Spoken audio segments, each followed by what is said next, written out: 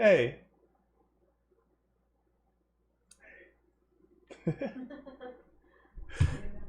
Wait, refresh the page.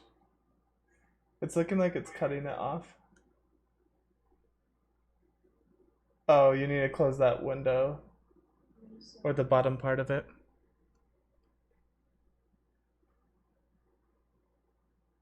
Am I not streaming there anymore?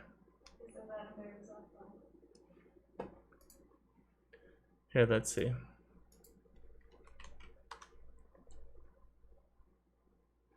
Refresh your page again, because it says I'm online on my screen. Oh, there you go. So now it's showing you like actually how it looks like. I sound okay on your end, babe? McKenna, do I sound okay? I'm trying to listen for you. It's a delay. I know, do I sound okay on there though? Yeah. And can you hear the animation?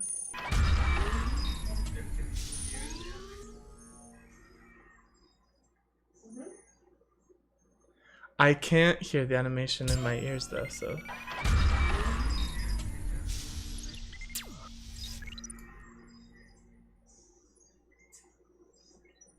Yeah, I hear it. Cool. Your green headphones disappeared. Yeah, they do. It's kind of cool, huh? Yeah. It's trippy that it's delayed. It's like throwing me off. Do the animation. Okay.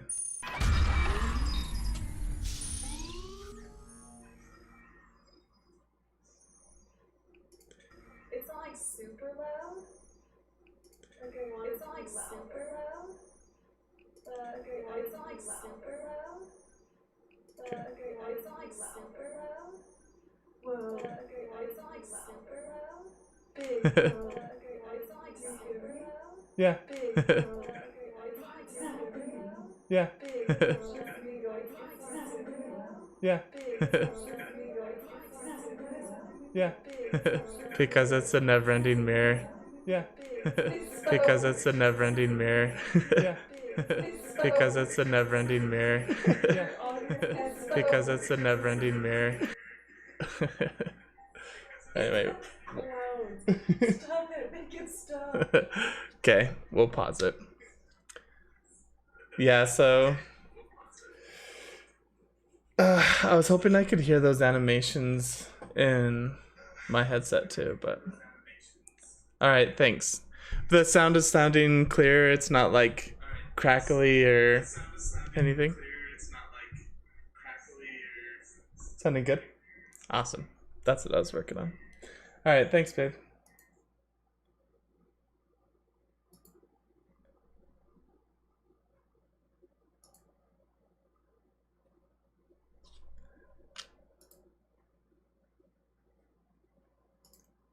Okay.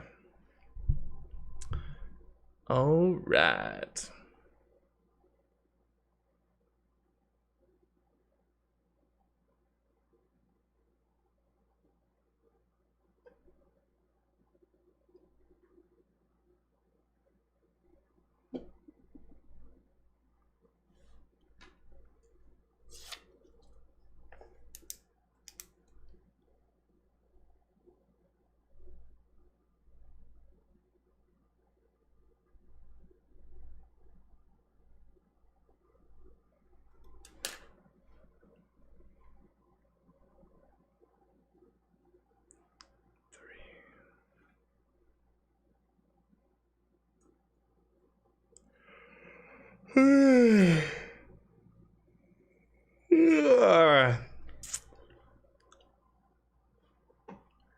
Okay.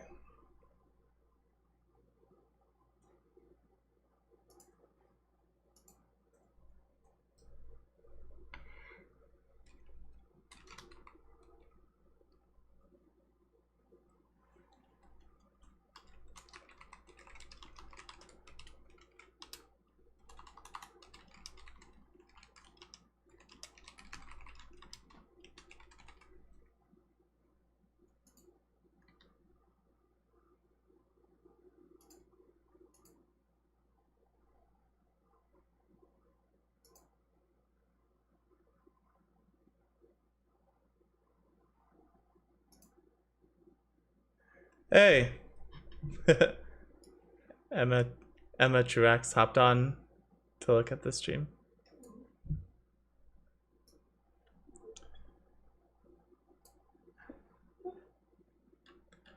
Okay, let's move this.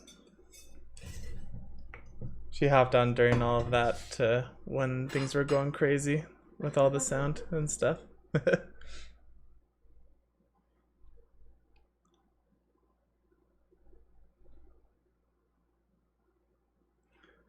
Okay.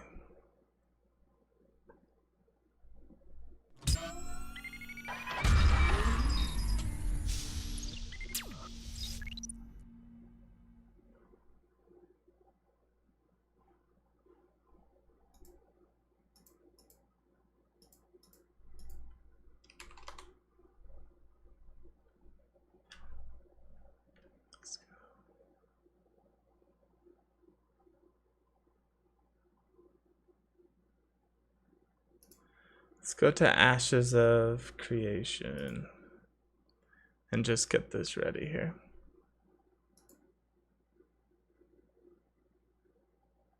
Early combat footage.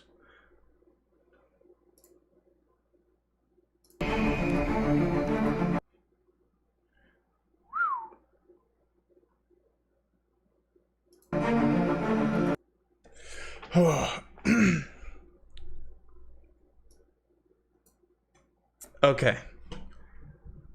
So let's go live everywhere else here.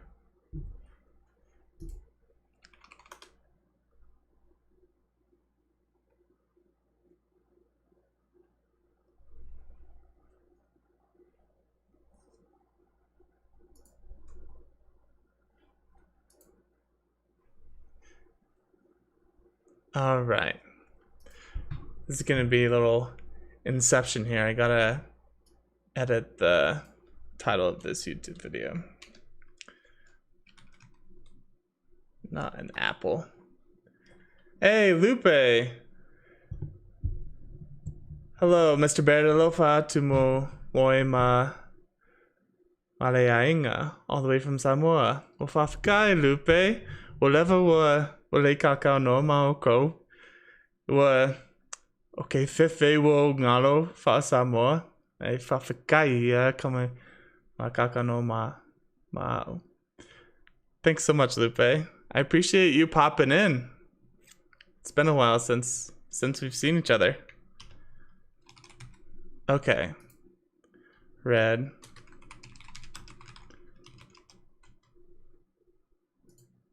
Watching the new Ashes of Creation video. And I'm just going to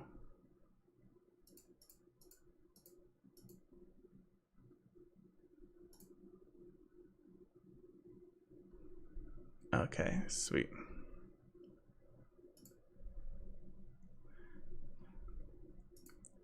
Sorry, we're just changing the titles here on YouTube for the live stream.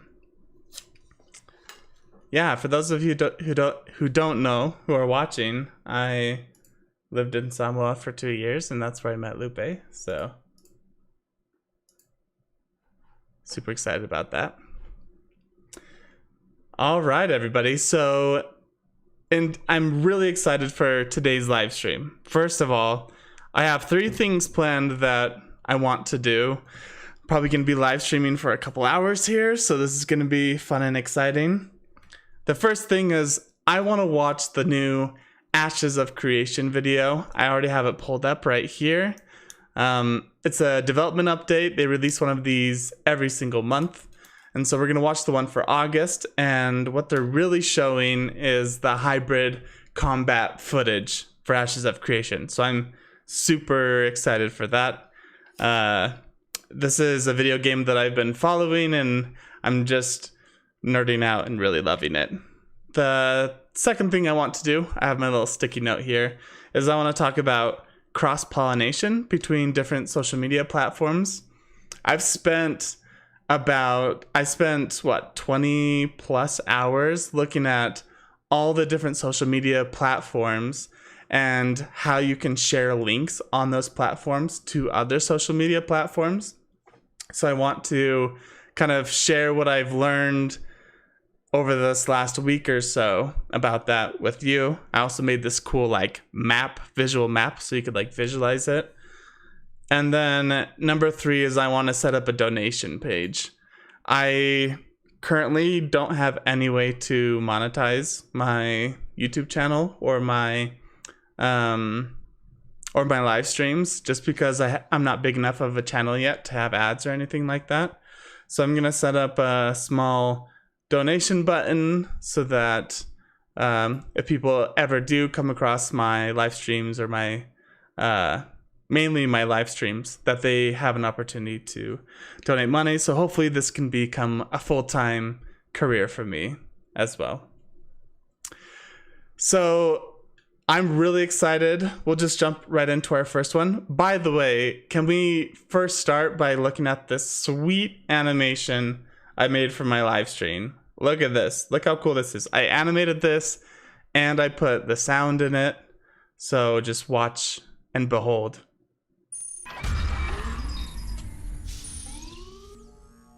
Hey, that's pretty cool, right?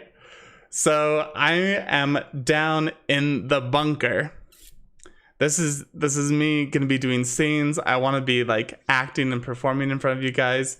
So I'm gonna be making different scenes and places that I'm in, and the bunker is going to be like, and this bunker which I'm in right now is gonna be the place that I do that with you. So I'm just really excited. This last week I didn't release very many YouTube videos because I was working so much on cross-pollination, that diagram, and then also this cool animation for live streams. So hopefully you guys think it's cool too.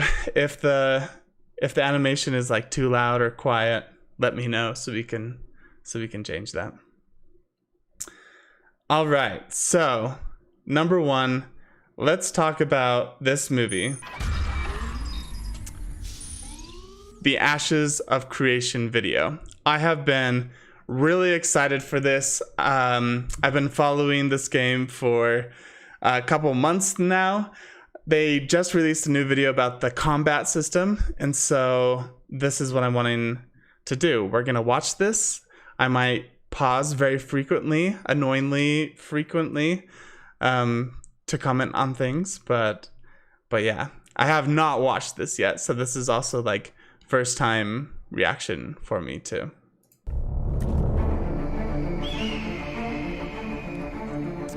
Whew. I don't know why I'm so excited for this game, but I just am.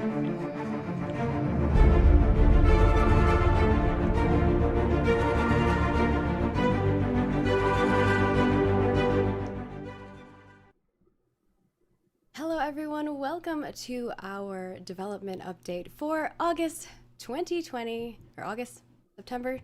I don't remember what month it is. No. We're in August. Yeah, we're in August. How are y'all doing? I hope you guys have been good. I feel like I just talked to you moments ago. So this is a long video. How are you guys doing? Hour, but We're doing great, I think. Doing very, very good. Excited to be on another So it's gonna be a while. monthly live stream. Got a lot of stuff to show. Doing some We do. recording yesterday. Yeah, so I'll kind of go over what we'll be covering today, and then we'll get right into it. So we have lower thirds now because people kept asking who we are, so there you go. But it's not about us, it's about Ashes of Creation. So here we go. Today's update, we'll have a studio update from Steven. We did announce some stuff with My Games, so we'll talk a little bit about that. We do also have a design update. We have some in-game footage, actually 2 videos for you this time around, and environment art update as well, with some cool assets in that end, and a character update with another video as well. And then we'll go into our Q&A, which we've got quite a few questions. We'll probably get through 10 of them, but maybe we'll try for more if we can. We did get a lot of questions in the forum thread, so thank you so much for putting those in there. I know Toasty's gonna try her darndest to answer as many as possible because there were a lot of repeat questions in there as well. So for quick updates, I'm just gonna quick show those. We have our next dev discussion. So our next dev discussion is coming up in September. Stay tuned for it. All I'm going to give you is a sneak preview of immersion is going to be the topic. Get ready for that. We are compiling the dev discussion from the previous one. So I think that report already went out to the design team, correct, Jeff? I sure did. We also have a sweet coloring book for you guys. If you check out our ashesofcreation.com/news, which also is a great place to get all of our They news. like promote Everything's this always coloring there, book even our every live streams. single I've now started time they uploading live those stream. as well. So everything's up there. We will be getting a fresh new look to that page too someday. So I think it's cool, but By the I'm way, I not just super wanted interested. to chime in. The participation that you guys out in the community have had in the dev discussions is very appreciated. It's really great to see. Sorry, I'm different, like toggling through opinions windows here, and so comments and experiences, and all of those things kind of go to further reinforce, a lot of the design decisions that we've made with Ashes of Creation. And, can you guys hear it okay? It's very beneficial for the team to kind of get that very Let me know if eclectic, it's too quiet. view from a lot of you guys as players. And please don't stop participating in those discussions. It's very, very helpful. yeah, and those, I mean, Toast does a great job of like thoroughly going through every single comment. So don't worry, like you're getting heard. And sometimes like the example ones that she provides for the links for the dev team are like, it gets really long because there's been so many conversations happening with that. Yeah, it's one of those things that, you sometimes think you understand what the audience wants, but actually hearing it, directly in an organized way really helps to, laser focus us and get us on the right track. So yeah, keep it coming. Yeah, awesome. And of course, those are up on the page for the coloring book if you want to participate. We've seen a lot of folks posting those, so that it's been really awesome seeing that. And we have our next cosmetic. We always tell you whenever the swap over is on the news post, so definitely stay tuned for that. But our swap this over is will the be old September one. 2nd, 2020 at 11 a.m. Pacific, as noted in the article. So do keep a note of that if you're interested in the boons of the Waveborn goodies. Yep, so this is already expired And we by also now. have... Snail. Oh, sorry, go ahead. I was just saying I wanted the snail. I Yeah. was also going to say I leaked a little bit of the next month's stuff too. So Stephen got a little excited and shared them. People are really funny because they're messaging me like, "Oh no, Margaret, don't get mad at Stephen for sharing them." I'm never mad at Stephen. Don't worry, it's guys. not true. She beats me. That's true. Don't say that. People are gonna really think I do that. I'm blinking twice. Steven, you're going to the closet. I really had fun with that next set that's coming up. If you're interested in like fire elemental goodies and stuff like that. So yeah. And then the last thing on there, I believe, is the pandemic statue, which is this bad boy. It looks amazing. So as long as you've registered before that date, I believe it was in September. I'll have to double check that date. But yeah, I registered before then, register now. so I got Already that cool registered, you're good. statue. So without If you further guys haven't ado, registered I think we're just yet, gonna go click on right my into the link studio in update. the Do you wanna take that description away, Stephen? to register for the game. Absolutely. It's free Am I to too register. quiet? Sorry. Oh, I don't know. Am I too quiet? You sound fine to me. Everyone's Go ahead. level for me. Okay. All right, guys, get on with it. People Let's have see to the turn up their- gameplay. I can Yeah. adjust though. All right. Just to give a little studio update, we are a good ways through our hiring, our current hiring phase. We had listed 24 positions, but I believe as of yesterday, we are at 16 of those 24 positions have been filled over the past 5 weeks. So we're very appreciative of you guys helping to kind of spread the word for the studio for our That's hiring pretty cool. goals. It's been very helpful. We've had a tremendous flow of very, very, very talented developers applying to the studio, very passionate and excited about the project. And that's always, great for us as a company, as a team, to get that influx of passionate, very talented developers. We're very appreciative of that. So we will have additional rounds of hiring in the future, in the near future, actually. And if you did not, make it through to the final stage of the process, for those of you who have applied, keep your chin up. There will be additional opportunities in the future. So we're very, very happy about that.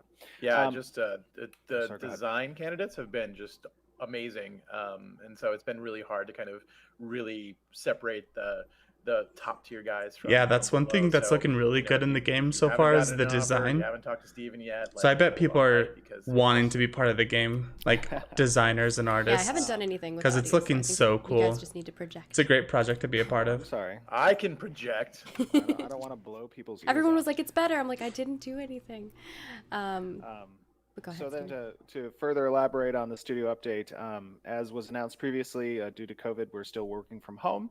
The hopes were that we would be in the new office by this month and or next month. Unfortunately, as I've announced previously, it's likely not going to be until the beginning of the new year. There was an opportunity perhaps for us to move into the new studio come November or December timeframe. However, with the release of the initial Alpha 1, being at the end of this year, I figured that would just be too much potential for disruption within the studio to orchestrate not only the release of the Alpha 1 client, but also a studio move.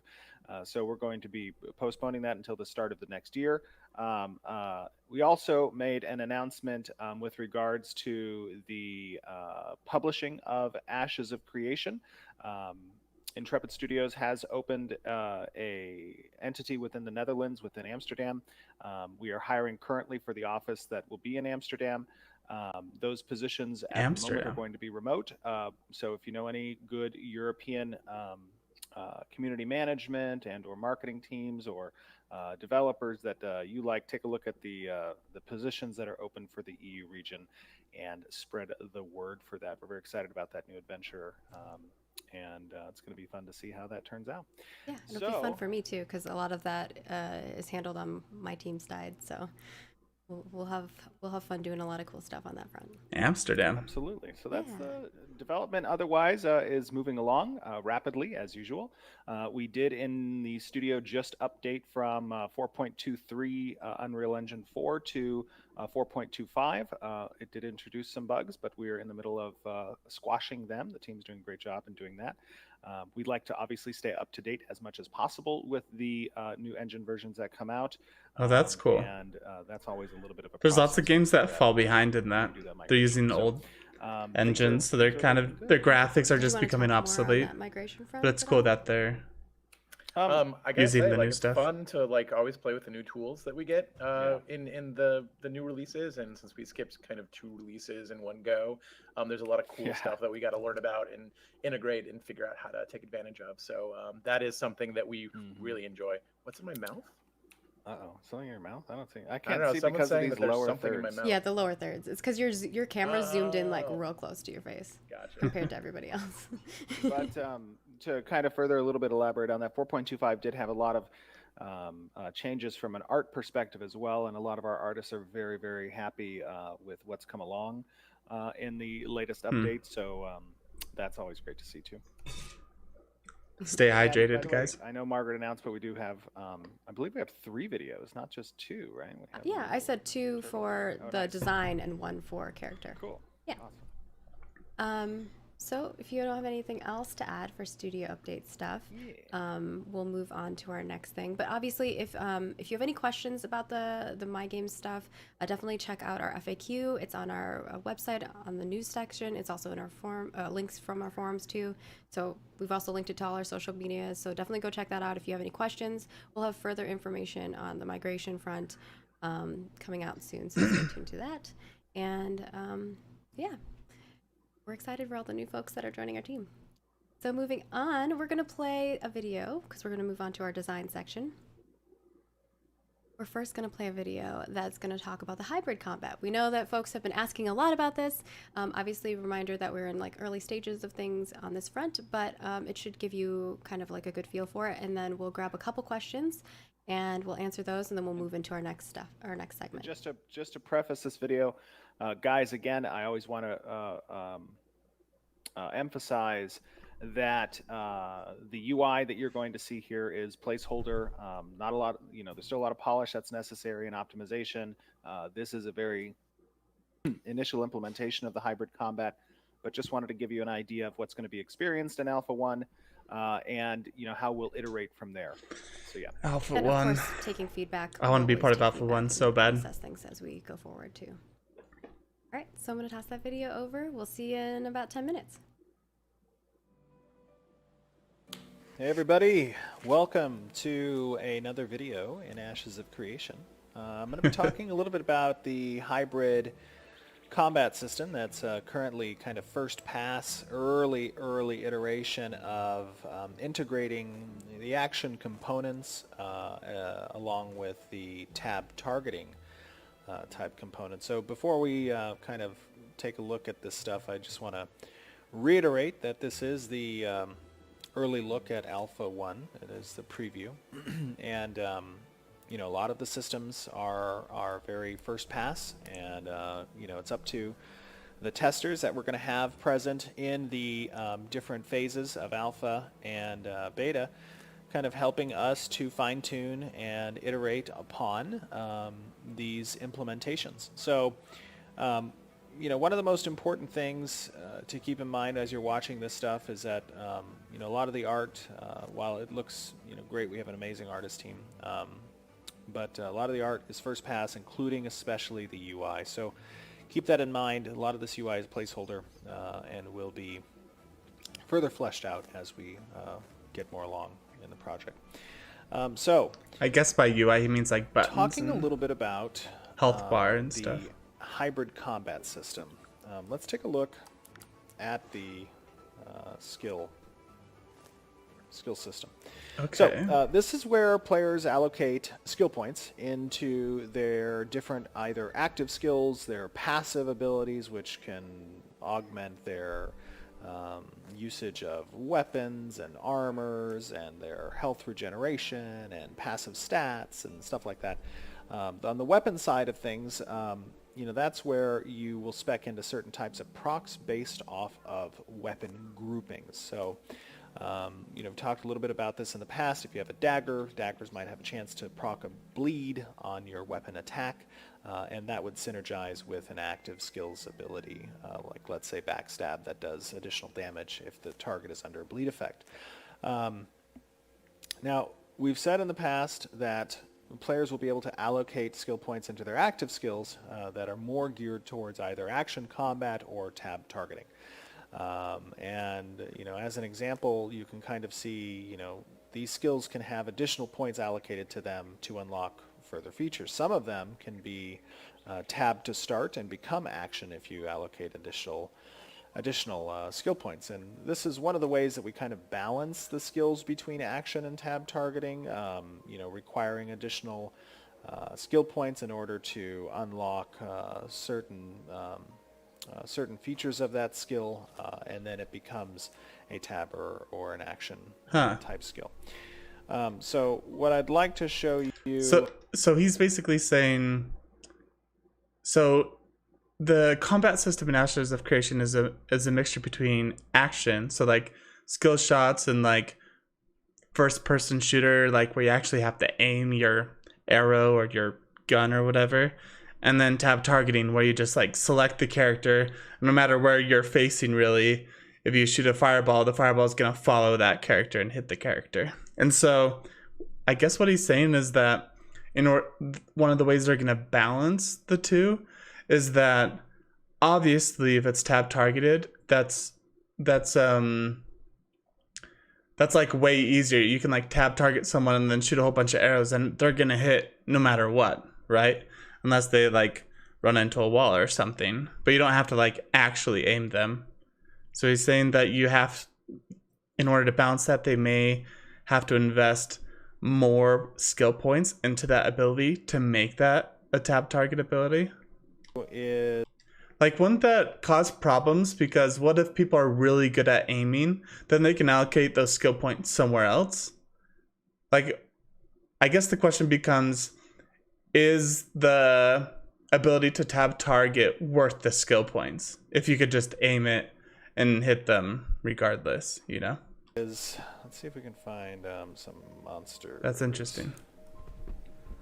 We can look for something nearby. Okay, here we go. We got some macaws. Oh, macaws and a raptor. So, let me dismount here. One of the things I'm going to show you is essentially the weapon attack. So you see on the Q down here we have it's a Silver Guardian weapon. That's cool. Okay. So this is a rare, like level 10 weapon. It's not too bad. But these guys I think are low. They're like level 1. As you can see, I'm currently in the tab mode, essentially. Oh, look at the poor little thing fly. It's going to be sad if I have to kill it. Wow, he's really moving. This thing's pathing all over the place. I can click and I can target. I can tab target if I want to. So yeah, tab between that. So this is the traditional kind of tab targeting. I can, my camera movement is not tied to my cursor. I can kind of look around and do kind of stuff like that. I can look at my cool silver sword. Yeah, but players can very easily transition between tab targeting and action combat. By pressing Z, I now tie my cursor movement to my camera, and additionally, a reticle has spawned. Now, like I said previously, the UI here is relatively rudimentary and very early, but essentially, as I hover over targets with this reticle, I will get indicators through color and highlights on the reticle that will tell me essentially either distance to the target, whether or not a skill that I might have prepped could hit the target from this distance. I can left click and tab target a target currently. Now we'll change that to be right click. Right now it's left click, but it should be right click. And additionally, I can, when targeting an enemy this way, I can utilize my tab targeting skills. So I'll try to hook this dude. Come on over, little buddy. And my left click will attack. And I can use my kind of movements here. Another important thing to note, let's see if we can get a few of these, is that all weapons have a forward cone to some degree. Based on the weapon type, it'll change. Pole arms, for example, will have a much wider arc and much further out. Daggers will have a more fine-tuned arc, so you have to be more precise in that regard. So if I pull this sword, if I pull a few of these macaws, let's see if we can grab a few of them. Come on over, buddies. So we have a few macaws here. Little buddies, I feel horrible. But you'll see as I attack, I'm hitting multiple numbers of these opponents. And that's important because all weapons, regardless of if you're in reticle mode or tab targeting mode, you will be able to have a action-based type weapon attack. Not active skill, but weapon attack. Let me pull this guy. So that's an important note. Weapons each have their own unique and individual forward arcs. Whoa, okay. They, deal damage. It's got kind of like a Morrowind vibe to it. I guess that's the action-based combat. It's interesting that... So for all melee weapons have a cleave to them? Let me grab this little plant. What's up, buddy? Give me your goods. Should be some stuff here. Now, obviously, as I've said in the past, action, combat, and tab are two very different tempos. And, if we had to go through and rework kind of combat not to be hybrid, I would lean more in favor of tab targeting with high mobility and a lot of template type attacks to kind of represent that more skill-oriented combat. But I think that through testing in alpha and beta, but especially alphas, that we will be able to fine-tune this so that it sits comfortably between the two different types of speeds, essentially. Oh, we got some mushrooms. Let me kill these mushrooms. That's a giant mushroom. So he's in the action-based. There we go. Another thing that's important focus about right now. Kind of these action combats is the ability to kind of dodge and kind of moving out of the way of certain skill shots. And oh, that's a death cap. I don't think we want to do that one. Yeah, that's not. No, we can't do that one.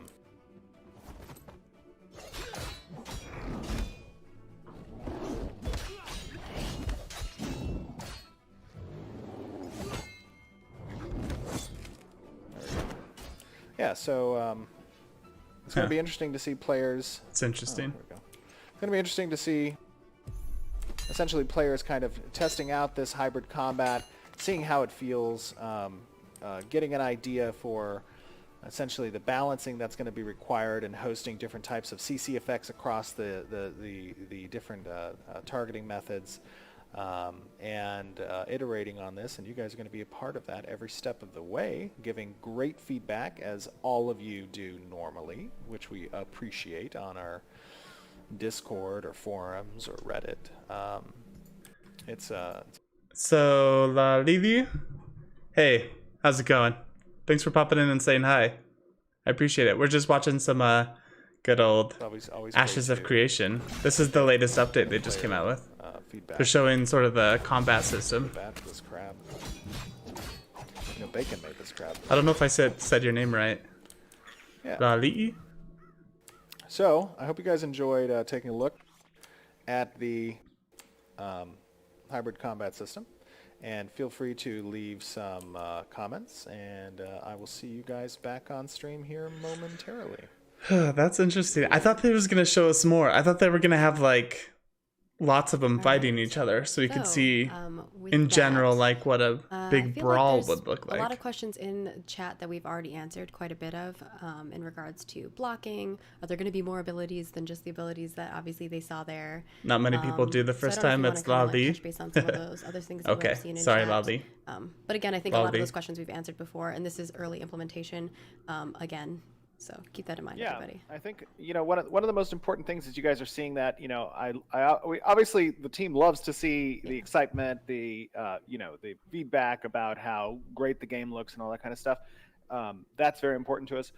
But really what the purpose is of, you know, going into these alpha phases is going to be is getting data, getting logs, getting... Lali says, all good, can't wait for this game to come out. I hope Alpha 1 is soon. Yeah, Alpha 1 should be at the end of this year, at the end of 2020. I really hope I can get in it. I didn't get Alpha 1 alpha key, an Alpha 1 key. So I'm trying to like create content for them, and hopefully they'll let me in because of that. But yeah, I'm really excited for this game. It's crazy that it's going to be like another 2 years till it actually comes out. So I'm glad that Alpha 1 is coming here soon. The actual feedback from the players, and there's a long way to go in making combat what it needs to be. I've said this in the past. You know, the design team knows this. We all know this. Combat is the most tactile system in the game. It's the thing you will experience most often.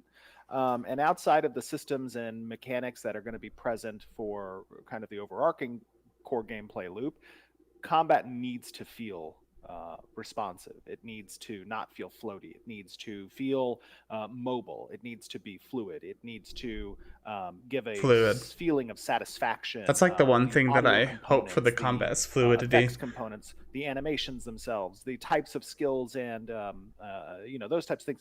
All of those are really kind of our objective in fine-tuning the approach for our combat in Ashes of Creation. And I just want to make sure that you guys are aware, you know, as we go through these alphas, it's going to be rapidly changing. There might be several prototypes we attempt to play with the live audience. You know, that's the best way I think that we as a development team can yield a successful system in combat, is that type of iteration, that type of player involvement. Jeff? Yeah, just getting that feedback from the players immediately. Like, that's one of the reasons why we've chosen to kind of expose ourselves this way rather than kind of waiting until we're about to launch to kind of let everybody know what we're planning on doing, right? Like, these are systems that combat specifically, where feel and flow is so important to how the game feels overall, and getting that feedback from you guys as you're playing it, you know, early on before we really commit. Yeah, fluidity is very important. If the combat doesn't feel good, a lot of people won't like the game. So that's yeah, I why agree. we try to give you guys the inside baseball. I mean, all the so major streamers that talk about the game or have reviewed the game have all mentioned that the combat being fluid and and good My is their lawnmower number person just one got here, so requirement. people might be hearing my gardener going off. Did you call him your lawnmower person?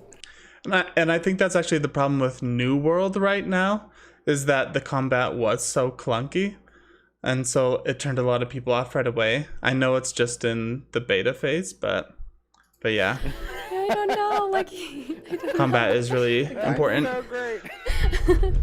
I love the idea of Just, being like, able I to just heard like it go up and I'm move like, oh, and no, dodge the lawnmower's things, going and off.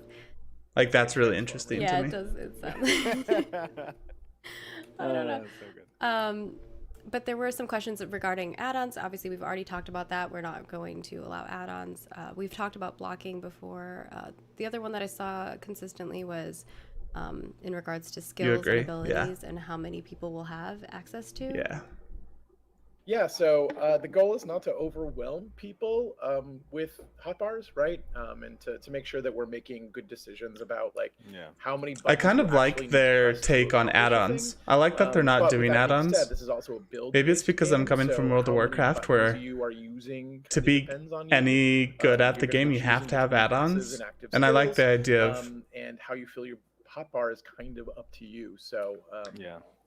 One of the things we've said in the past. Sorry, I just didn't want to miss what they were going to say. I like the idea that if you have to use add-ons for a system, that means that the system somehow is broken, right?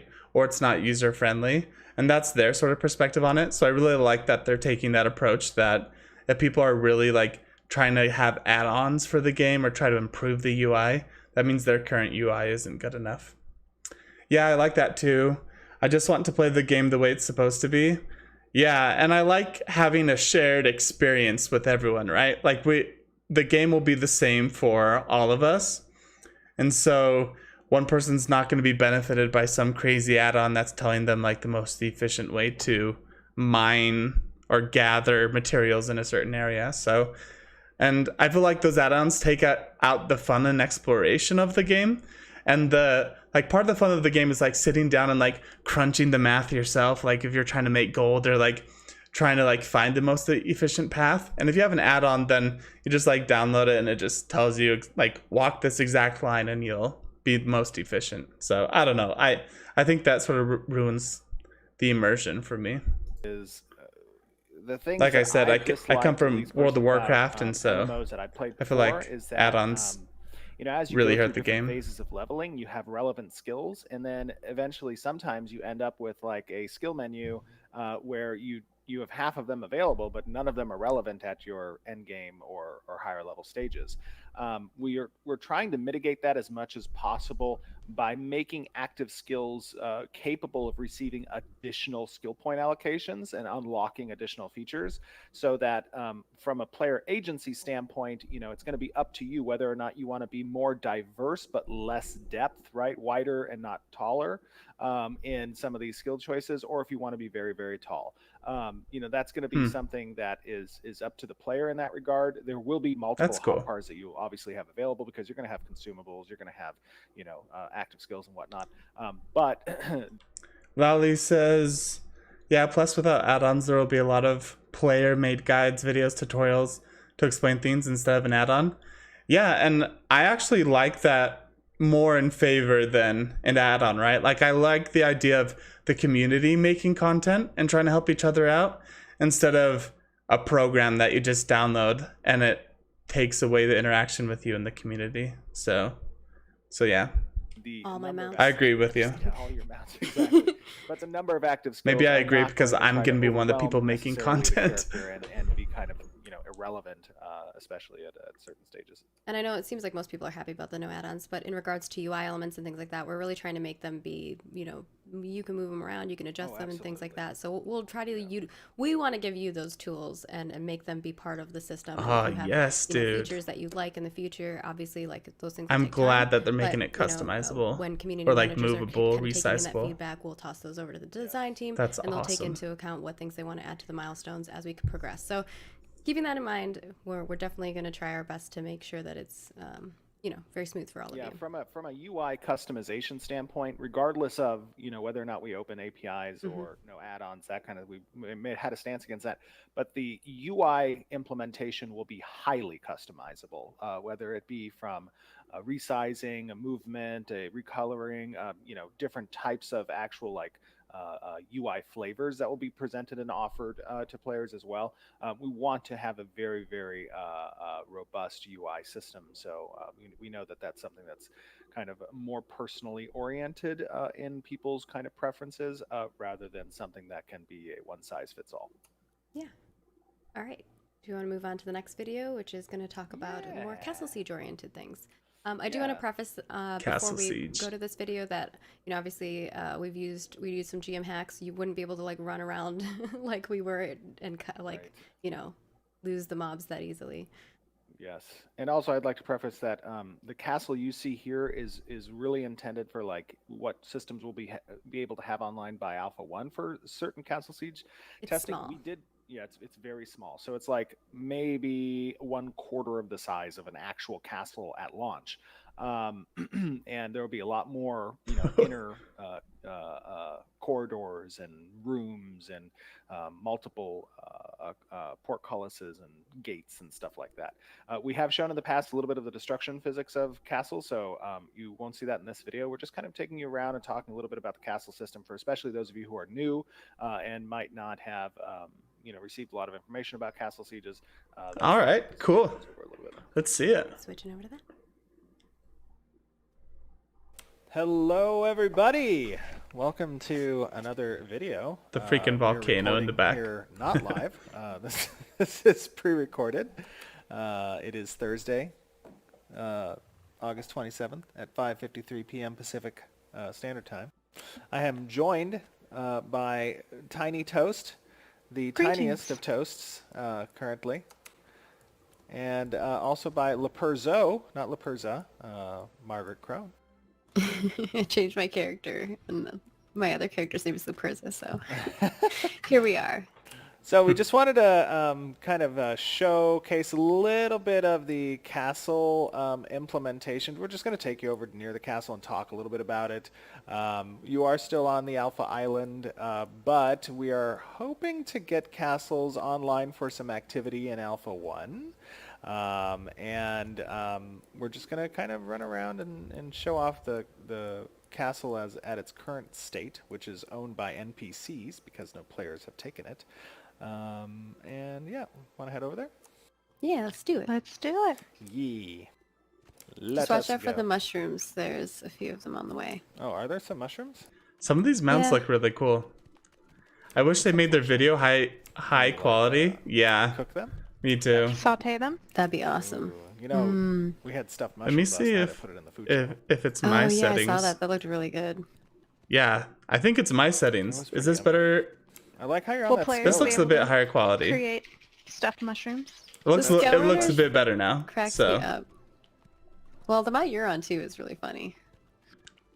I think they Yours reached looks some so majestic 4K with its video too. long legs, like a gazelle. Oh, yeah. Yeah. Like a Meanwhile, gazelle. me. Yeah, sorry, I wasn't even. What the heck are they doing? Yeah, I wasn't even Your thinking legs about are so funny.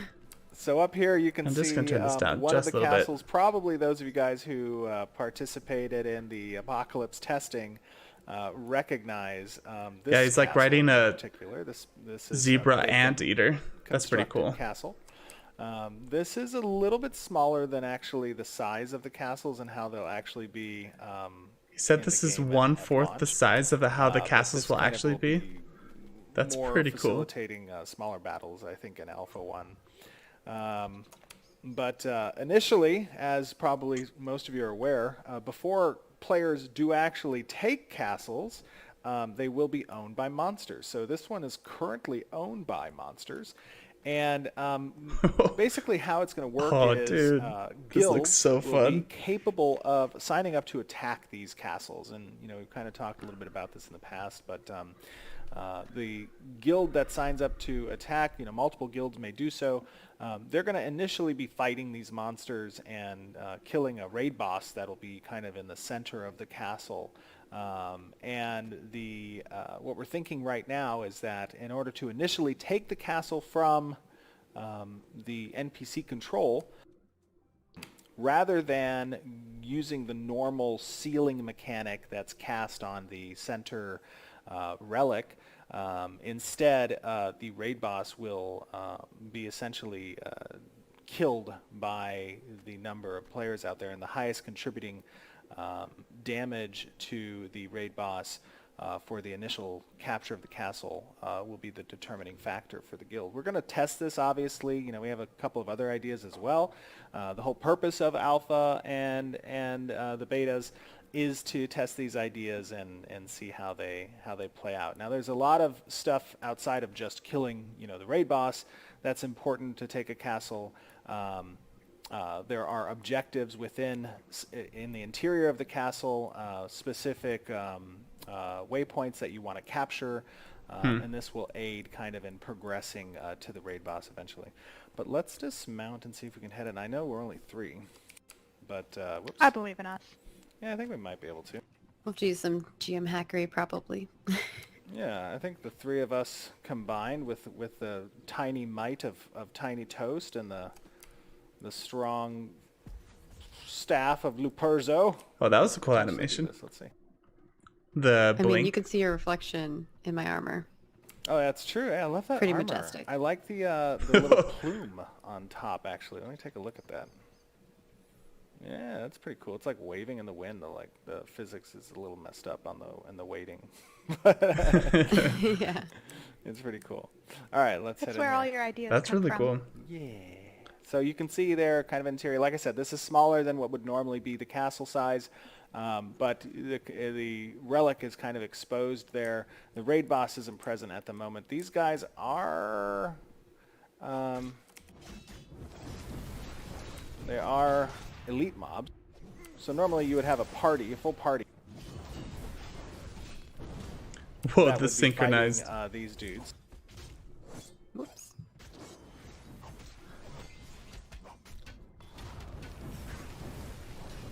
Yeah, these guys are strong. We are cheating a little bit, by the way, or at least I'm cheating. You can see the other party members have a few hundred hit points. And I bumped myself up. I'll give you some mana.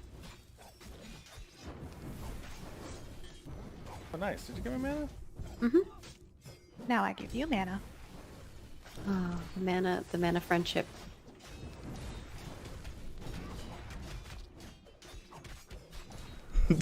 Dude, this mob is rough. It's not doing very much damage to him, but... There's a lot of smoke. A lot of fire happening right now. Yeah, the details look Yeah. really good. Get 2 mages in here. Oh, no. Oh no. Let's switch into action. Or Like, this is actually, really... I'm going to train the room. It's trying to kill us. Oh. This is actually I have a really lot of hit good. points. You guys... Considering the game is still 2 years Oh, no. out of... Oh, God. Someone's Launch? on my butt. Oh, some little flowers in here. Wait for it. Okay. Oh no, he reset. These guys are all... Where'd you go? Those little... I kind of ran into the center. I was Dogs seeing are whether or not crazy. Ooh, I'll follow you. the boss had spawned yet. Where's the... Here I come. Yeah, let's come with me. Another important thing to note, by the way, I think we need a full group for this stuff, but another important thing to note is, you know, during the siege, these gates will be closed, the portcullises will be closed, all of the walls are destructible. You guys have seen some of the destruction videos in the past, kind of how this stuff happens. But players will be able to come prepared with siege weaponry. They'll have trebuchets. They'll have the ladder things. What are those things called? I can't remember now. To towers, the siege towers that they can utilize. I'm just kind of running around out here. We're trying to kill this thing. Oh no, you guys are gonna. But yeah, we're aiming to have some of the basic castle functionality present for Alpha 1. Those of you guys who I don't know if we showed actually any of the castle siege testing in Apocalypse, but He froze me. oh, how'd he freeze you? I've been blocked. Oh, he's an occultist. He is. He's got some of the same moves I do. Throwing them back at me.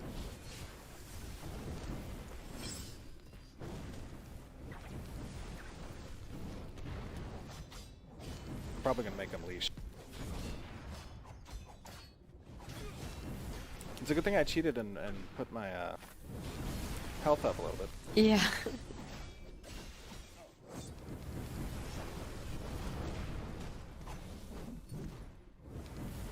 What are some of the favorite sieges you guys have participated in the games you played? I've really loved Warhammer Online's PvP and Dark Age of Camelot. Like, both of those were probably my favorite experiences. For me, I think this may actually be the first time where I'm participating in large-scale Siege PvP personally, so I am super excited to jump in and test and try out all this stuff. I mean, with you these are guys. looking pretty cool. Ooh, that's kind of cool. You've Or never it might done have large-scale been- sieges? Back in, like, if we're thinking of Ragnarok Online, I think had some sieges. But that's probably the last time I did. So kicking it back old school. We're in a circle around this thing. Ragnarok Online, yeah, that's pretty cool.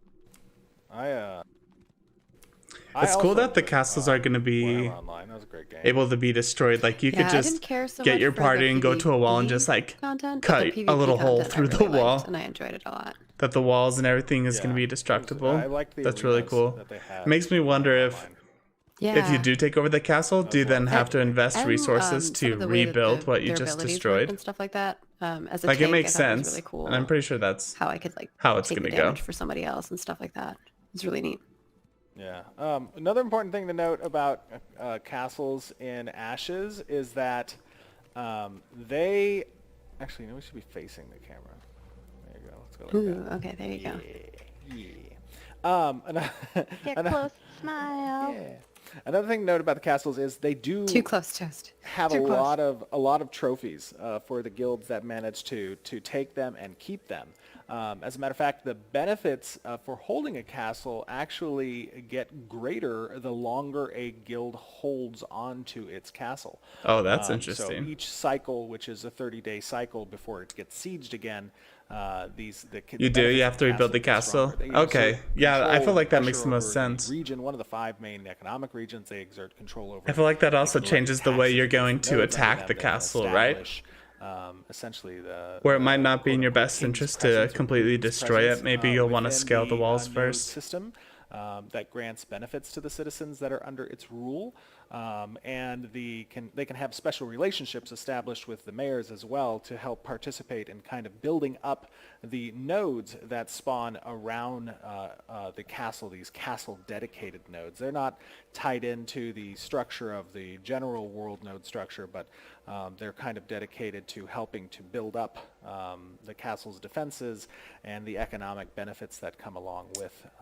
Never thought of that, actually. So yeah, I hope Yeah, you guys gonna take a lot of planning. enjoyed this little I agree. insight to one of the castles that is going to be present in Alpha 1, and Like, I think it's going to be interesting because guilds are going to have to be organized, and you're going to have to, like, form little troops. Like, I'm really excited because I'm going to start a guild too. By the way, you guys should join my Discord.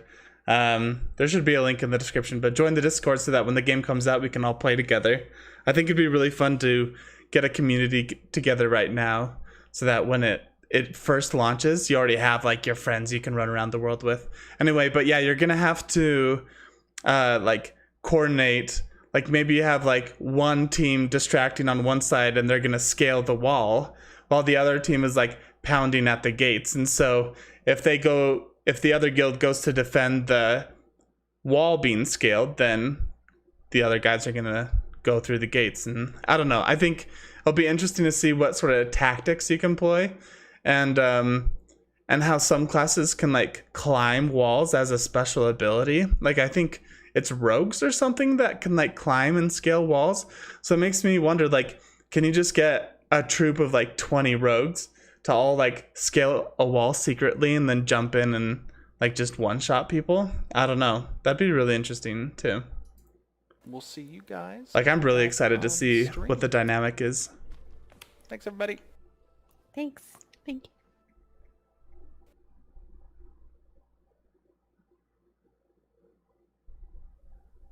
All right. So it seems like y'all liked that and enjoyed it.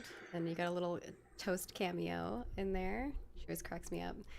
I know there were a few comments and concerns in regards to obviously the difficulty of that because, as Steven said, you're going to have to like break down gates. You're going to have to like kind of progress and Right. push. It's not going to be that easy. We're just kind of showing like, Yeah. yeah. Just to be clear, when we were running in there, so when the castle siege occurs, it'll be different than what you saw there. That's just kind of in its unowned state. If there's no owner, there will be little monsters, and you can kind of go in and fight on the off siege time when it's not siege time. Then when siege time occurs, guilds will have a week period of time where they can kind of register and come and attack. And during the 2 hour long siege, that's when everything changes. The portcullises go down, the gates go down. You'll need siege weaponry. There's going to be specific objectives within the castles that you'll have to conquer, and then there'll be, if it's an unowned castle, it'll need to have a raid boss at the center that kind of gets fought for. Attackers can fight each other during that experience. It's going to be a contesting thing. Once the castle is owned by a guild, that's when the supporting castle nodes start to come online and spawn each week prior to the 4th week castle siege. And they'll have to form alliances. They'll have to get support. They'll have to get resources.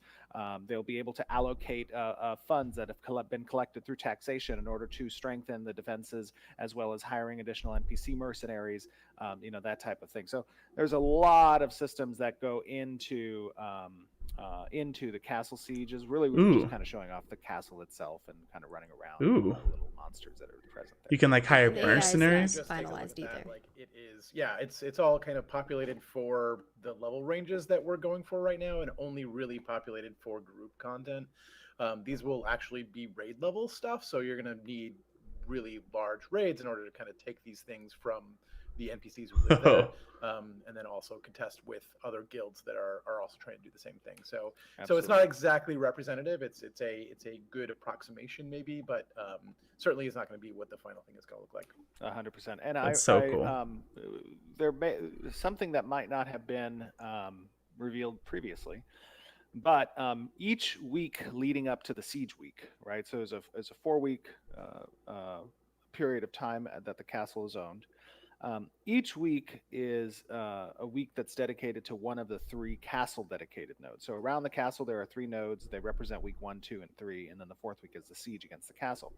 Those can only be elevated up to stage 3. We've discussed this, in the past, and there's definitely information out there on the community ran wiki and other stuff.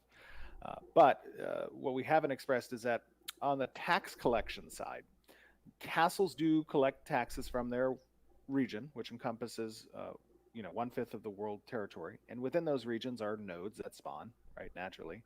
And at the end of each week, there is a period of time on the weekend where NPC generated caravans from those nodes start moving towards one of the castle nodes, and during that period of time, it's incumbent on the owning guild and its allies to defend the citizens of the nodes that fall under its purview to escort those caravans to the castle's dedicated one of 3 nodes. Assassin squad. Those caravans carry the castle taxes. Gotta form an assassin squad for to attacking castles for sure. Those caravans as they move to build the castle dedicated nodes on the enemies of that guild are very high, not only because of the reward that you can reap in kind of sabotaging that tax collection, but also in destabilizing or reducing the defensive capability of the castle itself, because it depends on those dedicated nodes around the castle in order to have strong defenses. Now, citizens of nodes that fall under the purview of the castle may not participate in the attack of those caravans. They are automatically registered as the defenders of those caravans. And that's important because certain benefits, it's a reciprocal relationship between the castle and its nodes, essentially. There are benefits granted to citizens of the castle, and the longer that the castle remains in the hands of its incumbent guild, the stronger the benefits become overall. But at the same time, that represents a greater incentive to attack the castle because the rewards will get greater over time also. So just to give you a little bit more information, little bit more information on it. Awesome. That's really And, that's I did cool. notice some folks commenting like, Steven really loves zooming all the way out with his camera. You can totally zoom in with your camera. You don't have to have it zoomed out that That's far. true. I'm one of the zoom out MMO players. I know that there's a spectrum of people and where they live on that from a zoom standpoint. But I'm like a right in the zoom middle everything kind of out. person.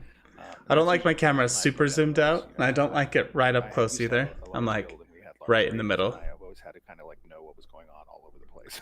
So- Yeah, I think for raids I always always go a- max, but like for when I'm just running around and stuff, I kind of like give the cinematic zoom in, you know. But I noticed some comments in regards to that, so I just wanted to make a note of it. Yeah, that's really cool. I'm gonna turn it down just for a second. But yeah, that's really cool. The camera distance okay? No. Um, More. Must have maximum zoom. And What there was a I gonna question say? regarding like first person, like if you can zoom in and like see things first person, I'm assuming we'll allow that as well.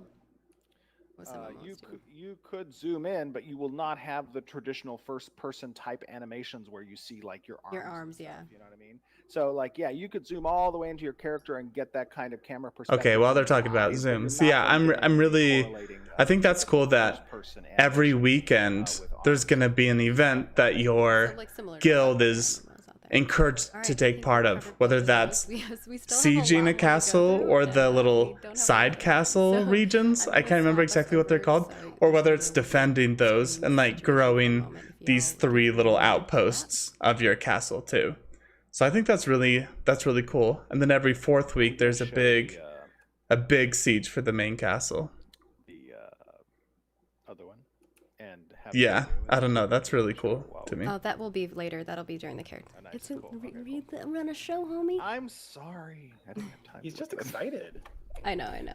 I want people to see the little turtle.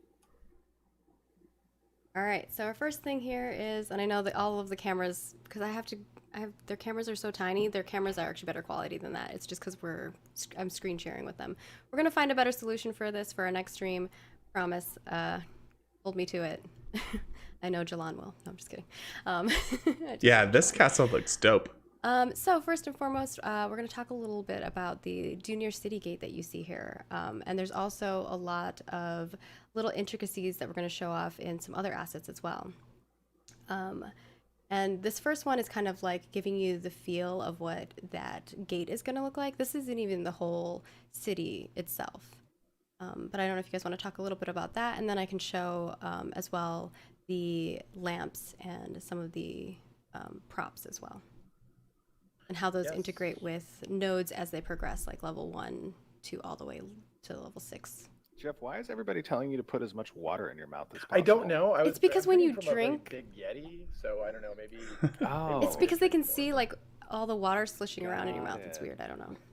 Is it like does he have like translucent lips or something? I can't see the water. I don't know. I think when he like laughs and stuff. Okay. Yeah. So Now it's probably this harder to is- see because it's kind of blurry. This is a concept piece showing What kind the of heck? the architectural designs for the Junior Stage 5 city. This piece in particular is really focused on the outer walls. One important thing to note about the way that nodes essentially get established. Yeah, Junior is we're now the dwarf race. utilizing a Hey, I gotta go. Have a good one. Yeah, for sure. Thanks for coming and checking out the stream, man. I hope you can come by and say hi again sometime. Drop a follow or something. platform system as Yeah, I these appreciate your nodes kind of comments. get constructed in real time, and it's semi-procedural. Obviously, there's parameters that we set, and those parameters dictate the placement of specific buildings that adhere to the designs for both sieges as well as the roads that exist and the location of specific Oh, that's services cool. and or merchants. Seeing the progression But, of the what that ensures torches. is that every node will have a unique appearance. It will be distinct to itself, and even if it gets leveled up multiple times, there's an opportunity there where the node platform design gets changed for each progression, so to speak. And this is great from an immersion standpoint, obviously, because you're not going to see cookie cutter type nodes excuse me, you're not going to see cookie cutter type city layouts and node designs. It's going to be fresh kind of each time, and they're not going to be like, oh, this is every node's a rectangle kind of thing. They're going to be natural, immersive, looking like normal cities and stuff. Yeah, and so this next That one is cool. is kind of the lamps, and you can kind of see the progression as, it goes from, a town all the way up to, I think this is like Metropolis-ish. It depends, and there might be another stage in there, but kind of gives you. No, you can kind of see the node 3 and 4 is like village and town. Node 4 to 5 is like town to city, and then node 5 to 6 is city to metropolis. So you can kind of get a sense there. Mm-hmm. And That's then, really cool. The next one we have here is also some Junior braziers. Not braziers. Brazier. Wow. Brazier. I know, it's like a weird words, man. English. But yeah, it's really cool seeing like the different progression and like the style and how fancier things get as we go up. This is really kind of a testament to not just the concept artists on the team and their great job kind of showing off these ideas, but also to the environment team and just the sheer realm of possibilities that we're going to include in the game from not just a architecture and building standpoint, but also reflected in the prop Yeah, that's really designs cool. as well. So a lot of these props are going to not necessarily be. I'm glad they put the reused. little You're dwarfs in not there gonna so you the can see same like how brazier big they actually are. present, in the Metropolis stage as you would in the Village stage. It's all going to be immersive and make sense visually as players see progression, because these are the central hubs of really the game. This is where pretty much every system ties into the nodes. So we want to make sure that as players are present in those nodes, that that it's not only visually aesthetic, but it also it visually makes sense as well. Well, you gotta get it's one of those- fancy, man.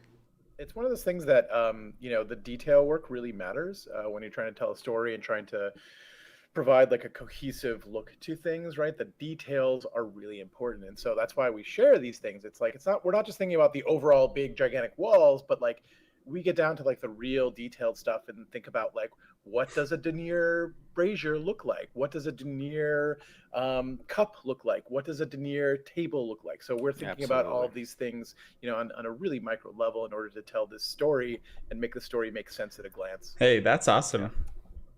Yeah. Adds to the immersion of everything. And then the next one we have here are kind of like a bunch of different bookshelf options. We are, putting a lot of effort into like even the smaller little pieces that you're going to see on that front as well. So these are, I believe, the smaller bookshelves version. A little shorter. You can see the little dwarf there next to them as well for scale. Got to make sure the dwarves can reach those books. Yeah, they have to reach the books. Very important. I don't know if they'll be able to get to the top shelf there. Maybe if you get like a little They step have like ladder. a little stool. Yeah. Yeah. That's my life, man. Dwarf tiptoes. Like my life is I always have to carry around one of those little step ladders. All right. Oh, someone's like Maggie to scale. Pretty much, yeah. Or Toast. We're both shorties. And then the taller bookshelf is this one. So pretty. Even like the little details on like where the shelves interlock with the sides of the, whatever you call it, the boards is really pretty too. Yeah, I will say, one thing that's very that's one thing. The art is looking really good. To me, when kind of setting out to make Ashes of Creation, is not just keeping this high level perspective of these grand systems, but making sure that at the most minute detail point, that really this project is created to a certain level of detail that is representative of the quality we want you as players to experience. And immersion's a very important factor, for myself and for the team. And we want to make sure that experience is whole, is really from the bottom to the top. Players are going to be immersed in this world, And a lot of that immersion really can stem from these finer details that might in other games be overlooked, but all of them are part of that equation in creating an immersive experience. Yeah, you might not notice it, but your brain does. Mm-hmm. Moving on to our character art. Yeah, Do you that's want me to pretty just cool. go straight to the video? I was gonna have it last. just Straight kinda to the like- video. I was gonna do it last, but we can go Video. for it first if you want. We'll All right. ask chat. What does chat want? Video? Oh, they're gonna want the First? video, right? Well, you never I always know. like to They end might- cap I on, don't you know. I'll give you a hint. It has to do with turtles. All right, we'll swap to the video and I we'll think see that y'all is in a good. moment then.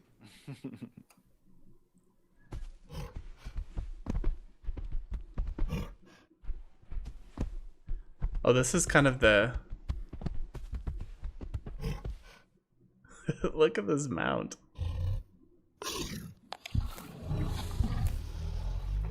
Okay, this is awesome. I was going over this in a past video idea, but look at how many different animations are just for this one turtle. The idle animation is awesome. What the heck? That's so cool.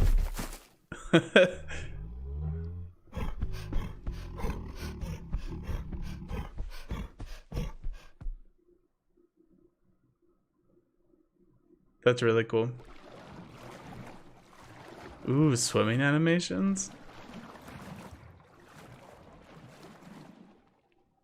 User left your channel. User was moved out of your channel. I don't think that's mine. I think that's theirs. That's really cool.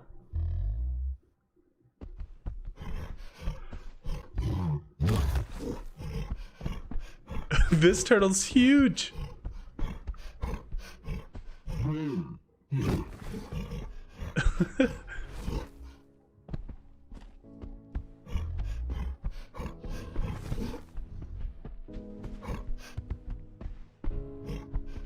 Wow, these animations are actually really good.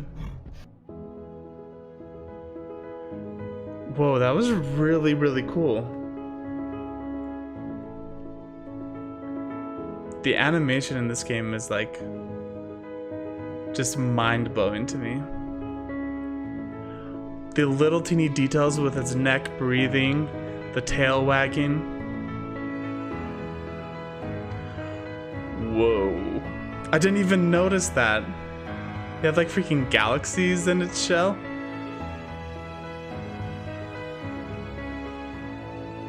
These mounts are so cool.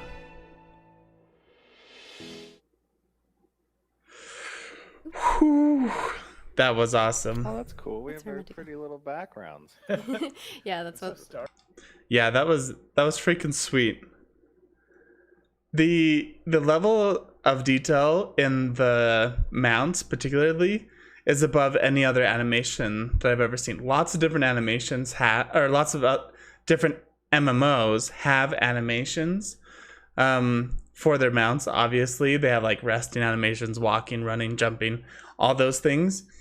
But I think what we just saw is that when it comes to the turtle, like let's go back here to when they're going through all these different animations. Like, look at this. We have 4 different animations for it just being idle. When, for like example, World of Warcraft only has 2 animations for idle standing. This has double that amount of animations. So you have jump fall, jump land, jump run, different animations for jumping. Whereas I'm using World of Warcraft for an example just because that's the game I know, only has 1 animation for jumping. So like if you jump in place, it's the same animation. If you jump while running, it's the animation. And I don't know the difference between jump land, but it's the same animation in World of Warcraft. So it's just really interesting the level of detail that they're putting in. And for example, when he was turning,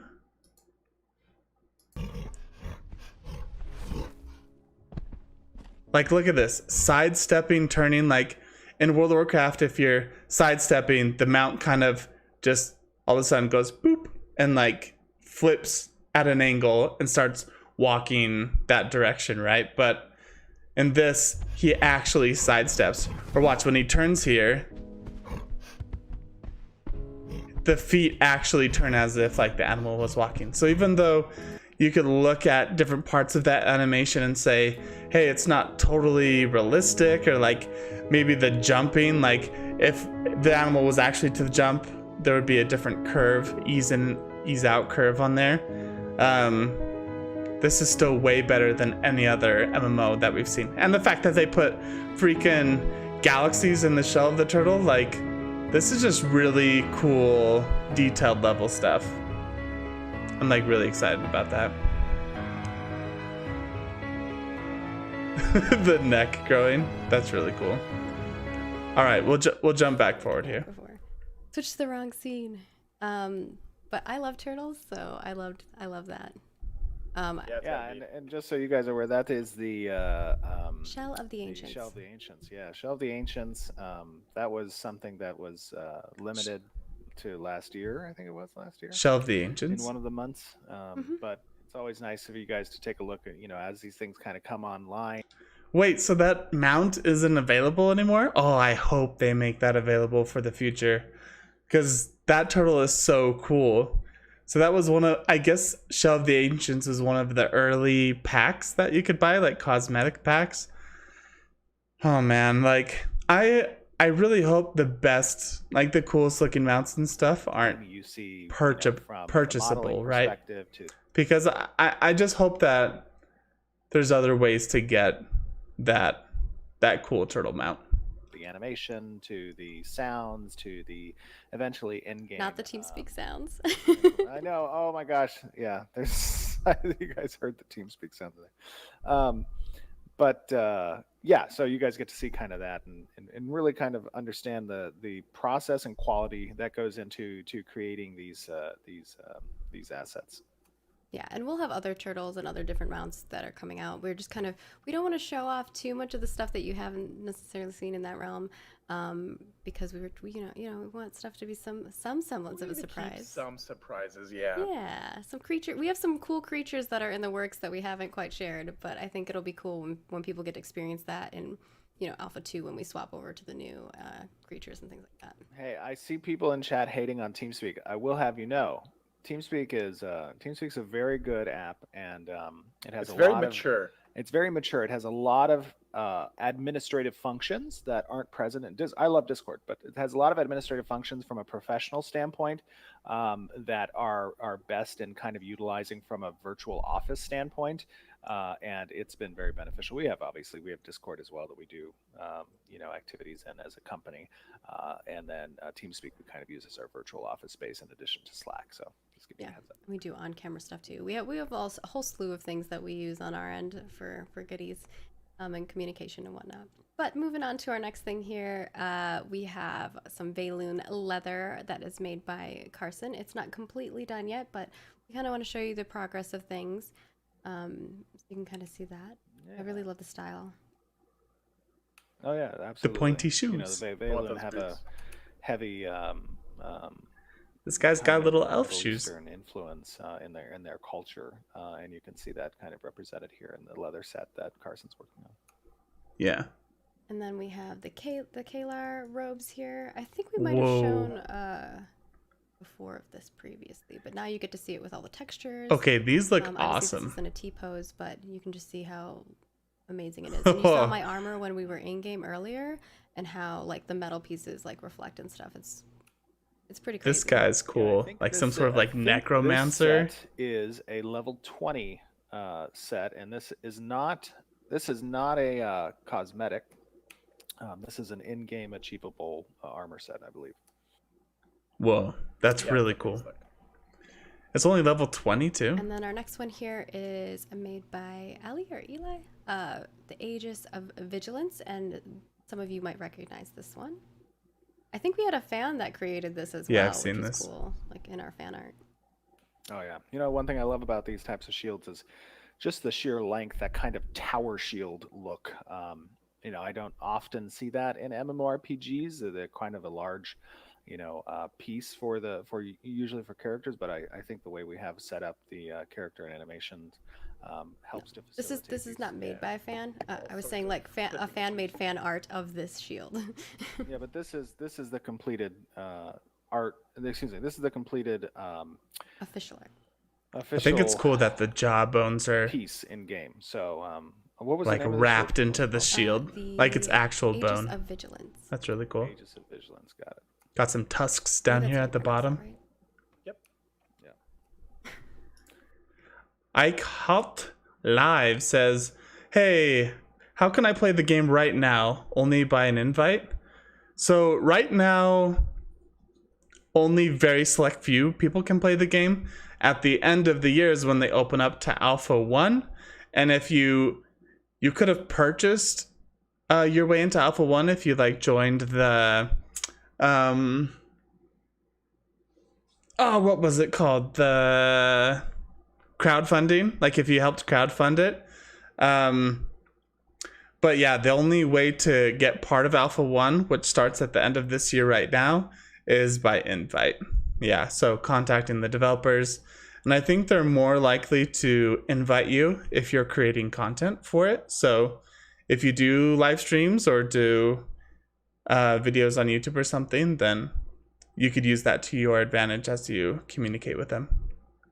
Yeah, so thank Ikhalt Live. Thanks for commenting. The Aegis of Vigilance. Vigilance, yeah. It was more the Aegis part is like a weird. It's like Aegis. I don't know. It's like a weird word.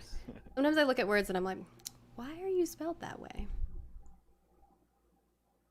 And then Stephen gave a little sneak peek of our male dwarf here, but now you get to see the armor on the female dwarf. You can see how a little bit of the accoutrements are adjusted for the feminine form. Oh, it's interesting. Yeah. Let's check. Like right here on the chest of the female, the band goes across like that, while the male it goes straight down. So that's interesting. That'll be interesting for like transmog, like when you're dressing up your character, or if you're like role playing a certain way, like armor pieces are going to look different on male or female. So while you might really like the look of a armor piece on a female, when you put it on your male, it might not look the same. Ikhalt, yes, I would at stream. That would be the first German stream, I think. Interesting for many people. Yeah, like I think if you live stream constantly, then definitely reach out to them and see if they're willing to give you access to that at the end of the year. But yeah, that's cool. That's cool that you are from Germany. That's awesome. It's crazy how I'm all the way in America and we can communicate. Check it out. It looks great. This one is made by Jinsey. The faces look a little dead in this, but I mean, We're liking it. I mean, that's amazing okay. Artists, so we It's kind of just like love having them all share, a mannequin to put the art armor that they're on. really proud of from the month. And obviously, there's some stuff that we don't want to show yet, so stay tuned for some things as we progress. But yeah, I think that's going to be it for our dev update. We're going to move over to our Q&A next, and I think, do we want to like have some of those like videos playing in the background, Steven, maybe? Yeah. Sure. I have 20 minutes before I have to do a hard stop, so We'll try to get as through. many as we can. Try to get Yeah, through at least Ikhalt, 10 of come and them. join us on So our Discord, first question here is so from that when this Archie game comes out, we can all play together. Just so you guys know, we do post a week before our live stream. We always let you know in advance when the live stream is going to happen. So stay tuned on our social. Follow us there. They're right below me right here. And we always let you know whenever you can submit questions. So got to get in there fast. But I know Toast kind of randomizes it so that, no Yeah, matter the where you game are looks in the really thread, good. You might see your question. I agree with you. So Archie McQueen wants to know, in the aftermath of a node siege, when freeholds can be attacked, are these attacks only allowed for participants of the siege, or can other players come as raiders to lay waste to freeholds as well? In its current design, it is possible for anyone to attack the freeholds, not just the attackers. Ooh, that's that cool. might be changed. We'll see how testing goes. But at the moment, essentially what happens is the freehold becomes vulnerable for a period of time. And then after that period of time, there is a grace period extended for the freehold if it survives that vulnerable period. And that grace period could last up to 1 week, where if another node spawns at stage 3 or above and it falls under that node's zone of influence, the owner of the freehold can choose to undergo a quest/process by which the freehold will then be adopted by the new node. All right. Yeah, Our next that's pretty question is cool. from Nixa, which is, does gear held in your bags, not equipped, lose durability when you die? No. No. Our next question is Okay. from King Yosi. I don't know if I'm saying your name right. Sorry. Are artisan crafts and their progression affected in any way by race, religion, class, or archetype? Artisan classes and their professions are not affected. That system is wholly independent of other character choices. Okay. And then Yorkie wants to know, are there plans for level 50 to be a soft cap when you can still level beyond it, albeit it might it at a slow rate, requiring lots of experience? So like, I guess if you can like have overload experience. No. There's not infinite progression in those systems. That would be a difficult thing to essentially balanced. Yeah, exactly. So Yeah, I don't like that there's gonna either. be- Also, when we there's had gonna be- expansions, people would just like auto level. It would be weird. Well, there's ways that you could restrict the progression to specific skill, components, but Yeah. Yeah, I don't like that. yeah, there's not infinite progression. But I'm we glad do that have there's a lot of hard cap. systems where there's still progression to be made, right? Where you hit level 50, that's not it. Like there's a lot of other systems that you can engage with in progression. Yes. Religions and organizations and all sorts of other things that can give you augments, which can change the way your skills work and change the way your character kind of functions. So there's still a lot of stuff to chase after you hit 50. 50 is not the end of anything. Thanks, Jeff. And Okay, then that's cool. Ventharian wants to know, when Stephen mentioned flight paths in his interview with Asmongold, was he referring to the scientific Metropolis's airship system or something else? No, the Metropolis airship system is really a connector between other metropolises and/or different regions, so to speak. That kind of helps to facilitate a faster travel point. The travel system I was talking about with Asmongold, that's more geared towards within a specific region. So you can move from node A to node C within region 1, right? And those If regions people have built those. exactly correct. Yes.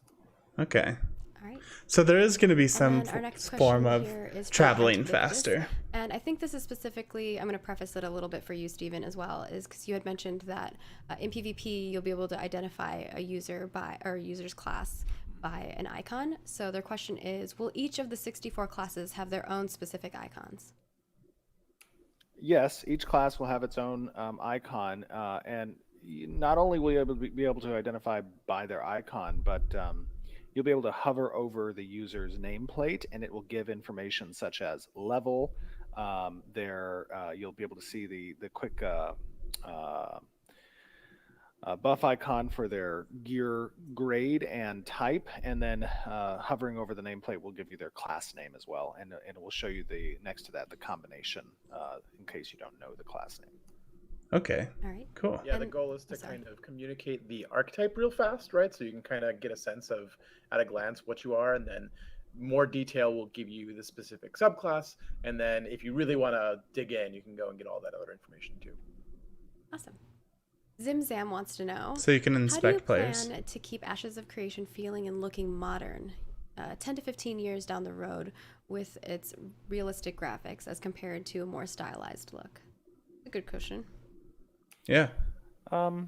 One of the great things about using Unreal Engine is that it has a lot of support from Epic, the creators of Unreal, and usually when they progress the engine to different updates, or an example, moving to Unreal Engine 5, right?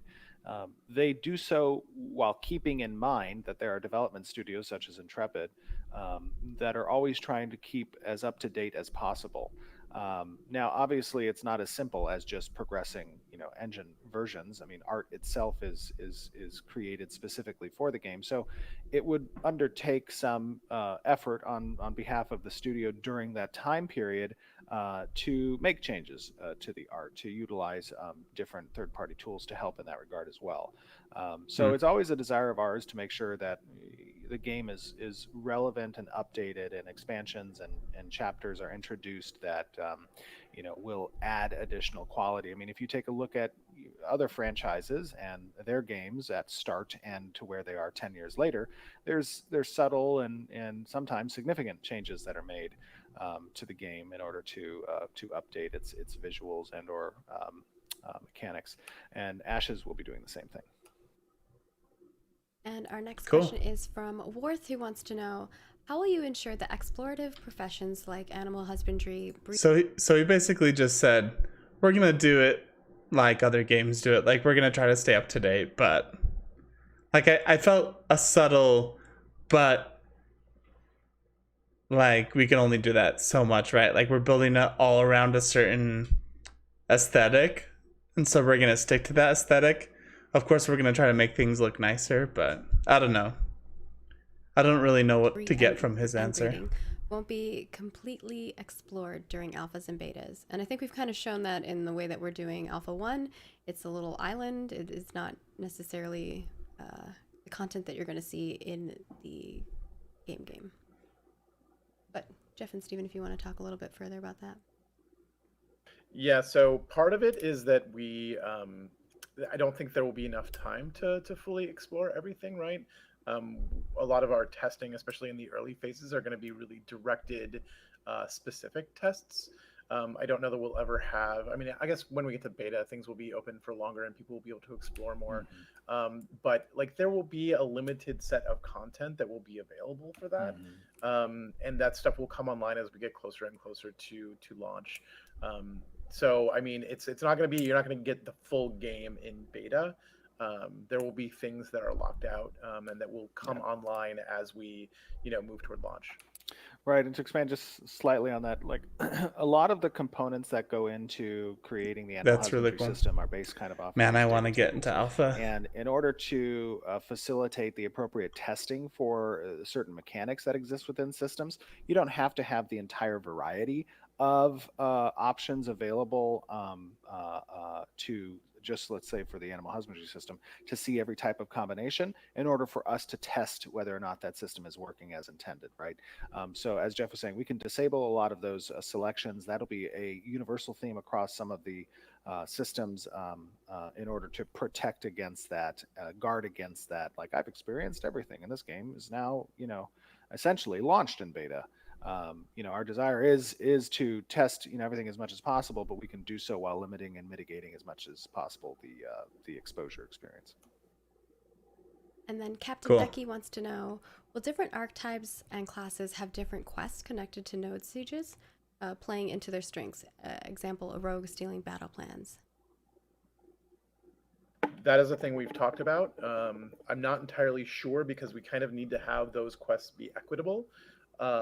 But it's a thing that we've talked about and we think would be really cool to kind of give you that sense of like, oh, I am infiltrating this node. Oh, I am trying to gather, intelligence on this node. Oh, I'm trying to, and whatever it is you end up doing ends up unlocking the siege. But at the same time, that does need to be an equitable thing across all classes. So kind of how we do that is up in the air right now. All right. And our next question is from Sent, which is funny name. They sent us a question. Can I keep a house cat in my freehold? And I guess we haven't really talked about like pets in your house, in your like freehold. I know we've talked about animal husbandry and like stables and things of that sort. It's definitely not something that's outside of the realm of possibility. It's an easy thing we could potentially implement. I'm not sure if that's necessarily. I know I remember talked about having children on a household that would just sit there and do chores. No, Stephen, what? And then if the household gets burned down, they get sent to an orphanage and you can reclaim your child. But no. Just kidding. Oh my gosh. Dang. Oh, it's totally possible to have, Oh, no. to have pets on the freehold. That's just something we have to scope out. But it shouldn't be too difficult to set up an NPC that paths on the freehold if there's a slot available. Yeah, we'll figure it out. Do you have time for any more, or can I get? I think we can do one more, and then we'll probably do the sign-off stuff. All right. Our next question then will be from Jalan, which is, do freeholds, since we're talking about freeholds, do freeholds take on the appearance of the predominant racial architecture of the node, like in-node housing does, or are they based on the owner's racial appearance or choice? They are based off of the blueprint's appearance Right. or choice, and then the blueprint, the building itself, can also have cosmetics applied to it based on the type of building and the available cosmetics the character has. Yeah, and you'll have different buildings on your freehold and be able to put different cosmetics on them based on what type of building they are. Yeah, the way we look at it Okay. is the freehold is your space, so we want you to be able to make it look the way you want it to. Yeah. Awesome. Okay, Well, I cool. think that's going to wrap it up for us today. I just lost Yep, human. switching us back. Oh. Big, Hello. big screen. So thank you all so much for joining us. We hope that you enjoyed all of the content we tried to cram into these dev updates. Just as quick reminders, we have a new dev discussion coming up, so definitely take part in those. Again, these help the dev team extremely. Again, we do put reports together on the forums in general, but in regards to specific things they're looking for feedback on, these are the things. So if you really want to have a say and provide your suggestions and your feedback on the game, definitely putting your opinion in those is going to be very, very helpful for us. Our monthly cosmetic swap over is happening on September 2nd, so stay tuned for the next set. Stephen did link a couple little pieces if you go find them out there. And then, of course, we have some cool coloring book pages up there. We've loved seeing everyone's art that they've done with the coloring, so thank you so much for doing that. And, of course, follow us on all of the things. We'll have this video up on our YouTube channel, so definitely subscribe to us there. Sometimes we upload other videos. We'll also highlight this on our Twitch if you're following us on Twitch. And you can follow us on Twitter, Facebook, and Instagram for all kinds of goodies. I think we just hit 50K on Twitter, which is amazing. So thank you guys so much. Woo. It's been amazing seeing all of the people who are supporting us and enjoying the content that we're putting out. We have a journey ahead of us that we're, continuing to share with you. And we appreciate you taking that journey with us, because game development is not easy. People always say like, oh, I want to make a game. That seems easy. It is not. And you're going to get to see the step-by-step process with us. It's definitely important to the team to see. It's easy to make a game. It's hard to make a good game. You guys tuning into these streams and commenting on the forums, on Discord, on Reddit, on our social medias. It is a great source of motivation for everybody. We're working very, very, very, very hard to make the best possible game for you, and it means everything to us to see you guys along this journey with us. The patience you guys show, the love and support. All of that stuff goes to helping us create a better game, and we cannot be more appreciative of that. We love our community very much. So thank you all Thanks, so you much. guys. And with that, Stephen, I think you kind of did great closing words. Jeff, do you have anything else you want to mention as well before we wrap things up? Keep those resumes coming in. We're looking at all of them, and we still got a lot to hire. So. Yep. So we'll be seeing you soon with a lot more folks on our team, and we're going to continue to pump out some amazing content. We'll see you next month for another dev update. And thank you so much again for all of your support.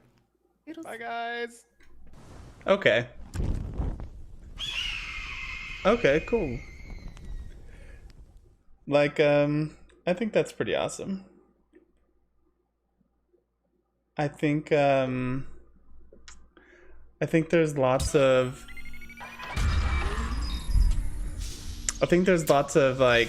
cool things that we got from that. I love the little showcase of the turtle mount.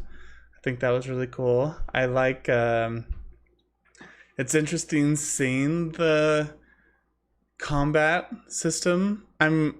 Just from the looks of it, I like the action side a bit more than the tab targeting.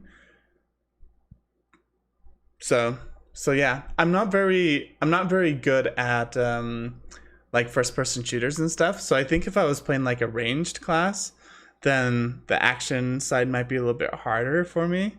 But when it comes to melee, I like the action side a bit more. But yeah. So that's cool. So what are my first impressions? I'm still really excited for the game. One of the big things that I got, that I took away from this, is they are really wanting this game to be awesome. And I think they're thinking about and covering a lot of major points that other games aren't thinking about and covering. Like, for example, New World recently came out with its beta, and lots of people played it. And I think there's lots of systems in New World that people don't really like. Or when you hit max level, like, it kind of just ends. And like the giant wars and the sieges and stuff aren't as fun as what people were thinking. And so I think Ashes of Creation, on the other hand, like I said, we're still 2 years out of when it actually releases, but I think they're covering a lot of these bases right off the bat. So hopefully when the game launches, they'll all be smoothed out and taken care of. So I'm really excited about that. Yeah.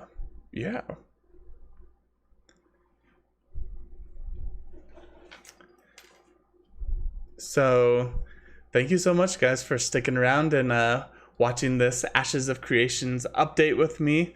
Feel free to follow me on YouTube or Twitch or whatever platform that you like, Facebook, so that when I release a new video or when we stream, that you guys can be here for that too.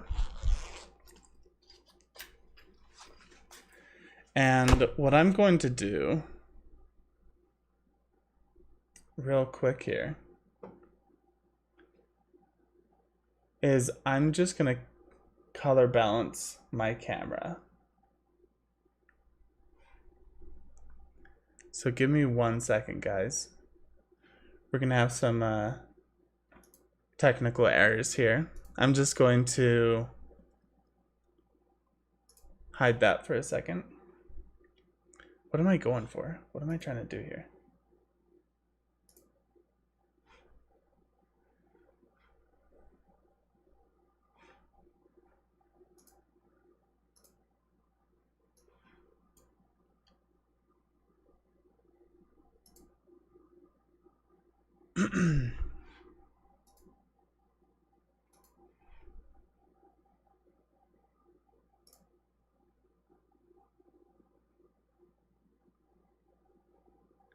Okay.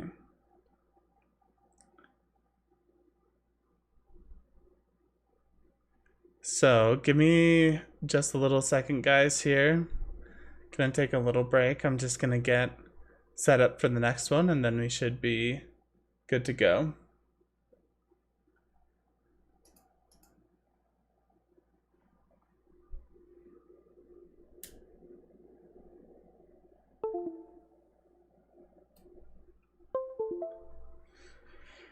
Let's try reconnecting the camera and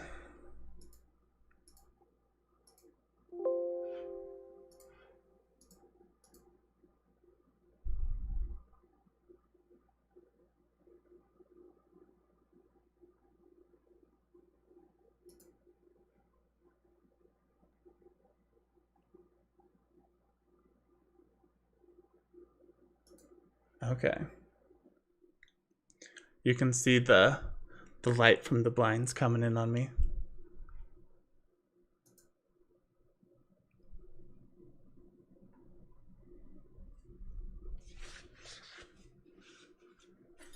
So yeah, that was really cool. I'm glad we were able to look at that update. I'm excited to see the new I'm excited to see, hopefully, in Alpha 1 their combat system. And also thanks everyone for commenting, and thank you to the chat. You guys are awesome for coming and hanging out with me. while we go over this.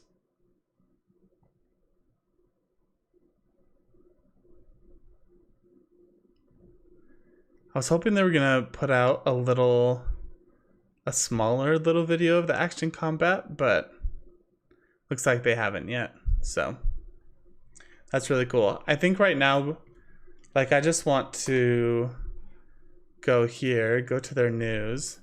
So this is their latest cosmetic pack right here. Here, let me open this up for you guys so you can see this. So this is like what it is right now. It changed from like the slug and water tribe to now like fiery, volcanic. This mount's pretty cool. I don't know if like I personally like this mount, but it also looks like you could have like a little pet or something.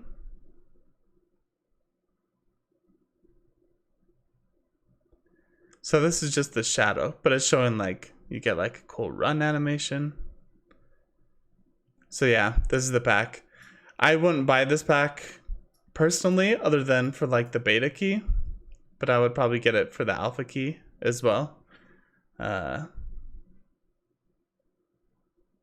yeah, if you guys do decide to create an account or do the beta key, definitely use my link to sign up so that I can get a 10% kickback and afford to purchase things myself. So, all right, guys, on to the second thing that I want to talk about in this live stream. So let me go to Miro.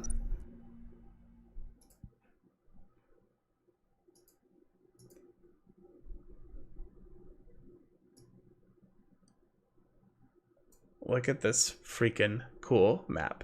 So this is what I want to talk about. Let me change the titles across my streams.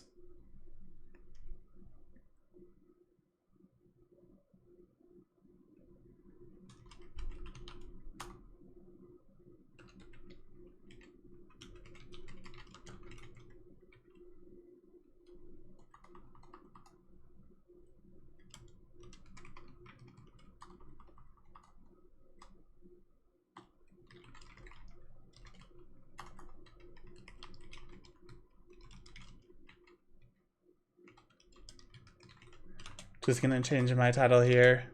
Go to just chatting for a second.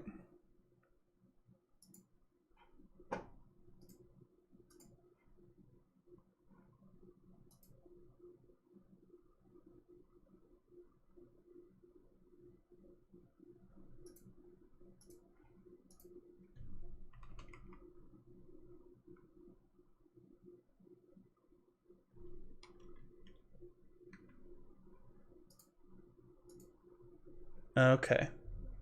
So now we should be good on just chatting on Twitch.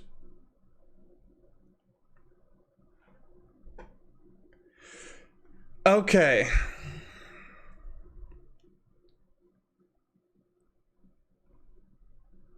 So,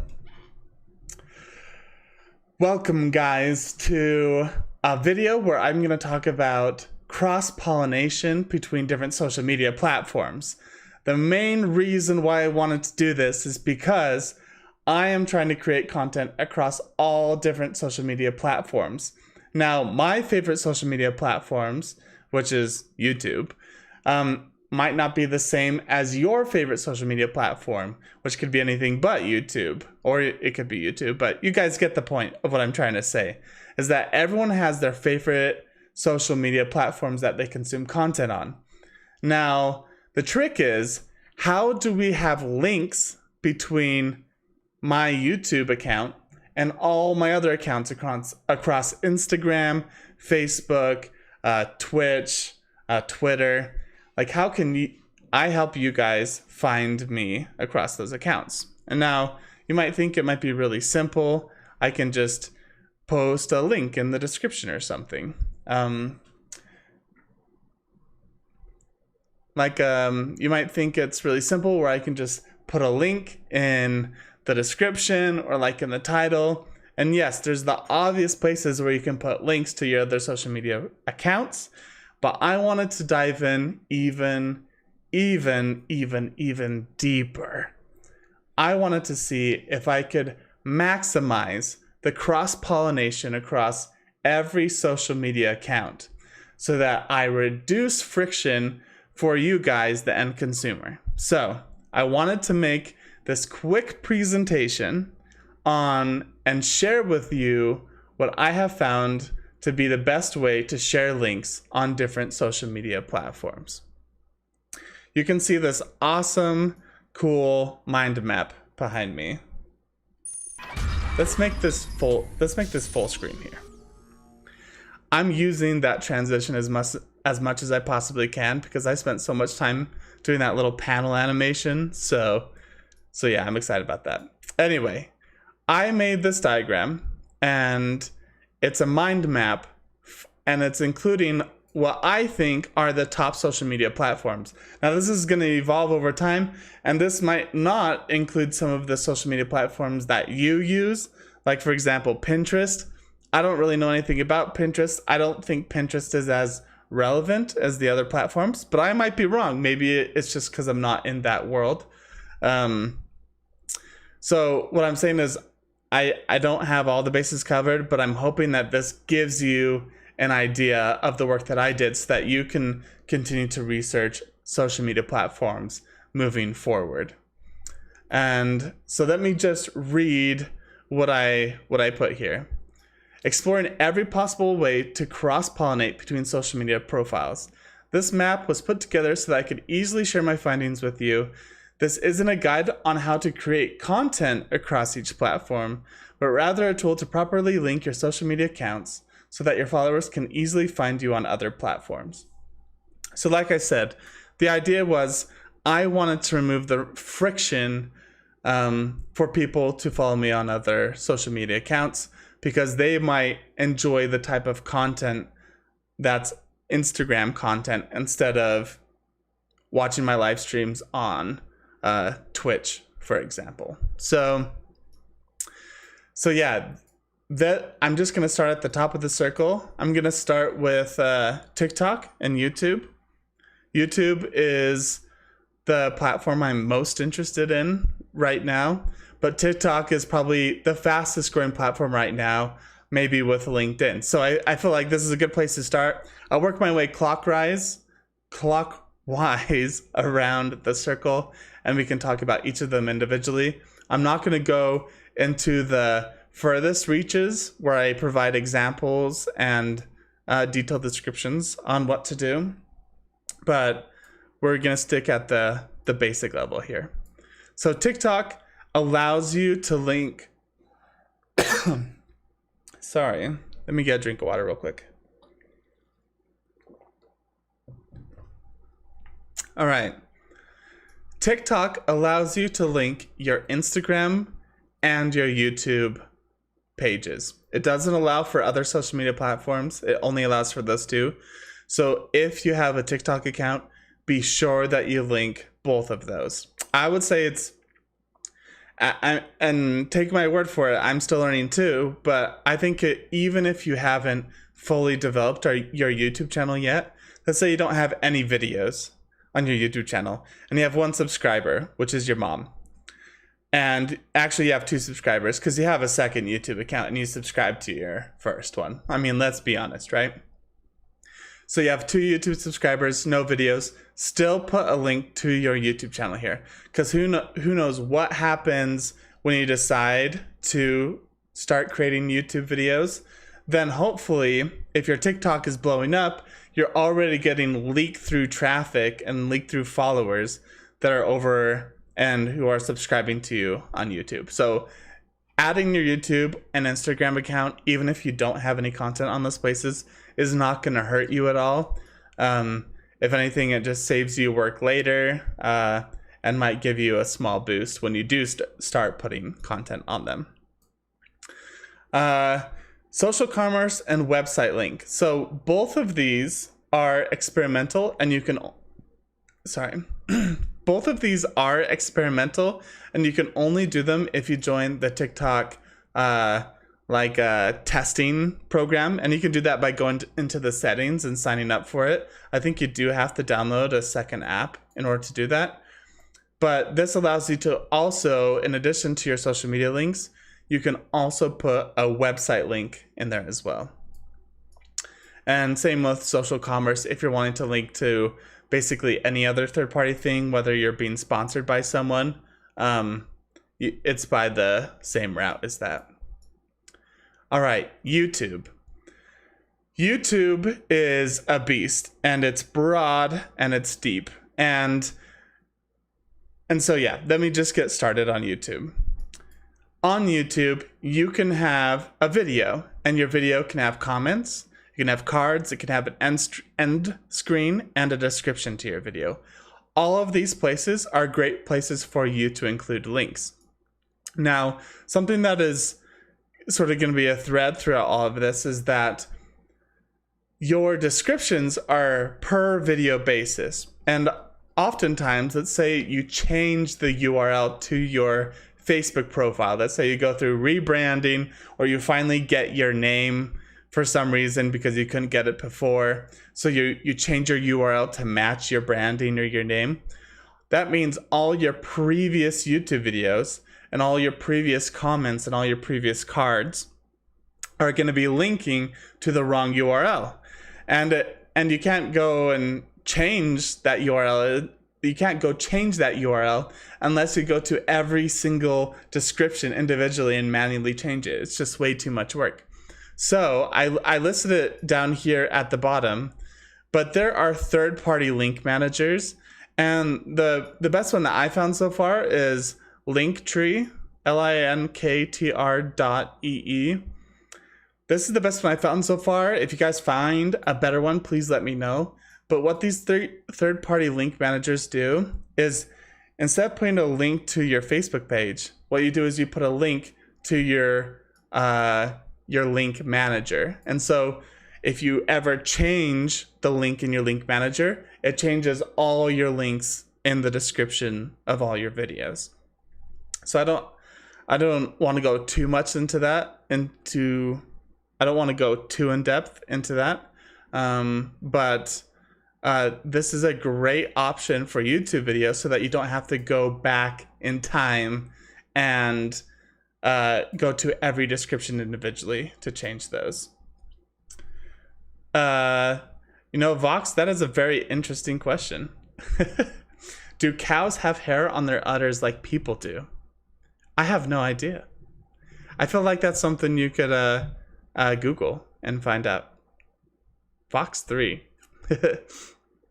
All right, so in addition to having the third-party link manager in your descriptions and for your end screen and cards, a very good way of promoting a link is in your comments. For example, when I make this live stream into a YouTube video, I'm going to put a comment at the very top of the live stream that says, hey, here is the link to this mind map, right? So you guys can go down in the comments and find the link so you can check this out.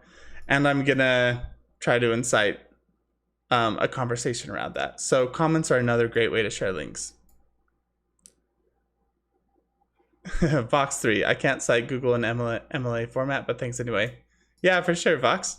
Thanks for coming and checking out the stream. YouTube also lets you live stream, which you can share links in the description of your video.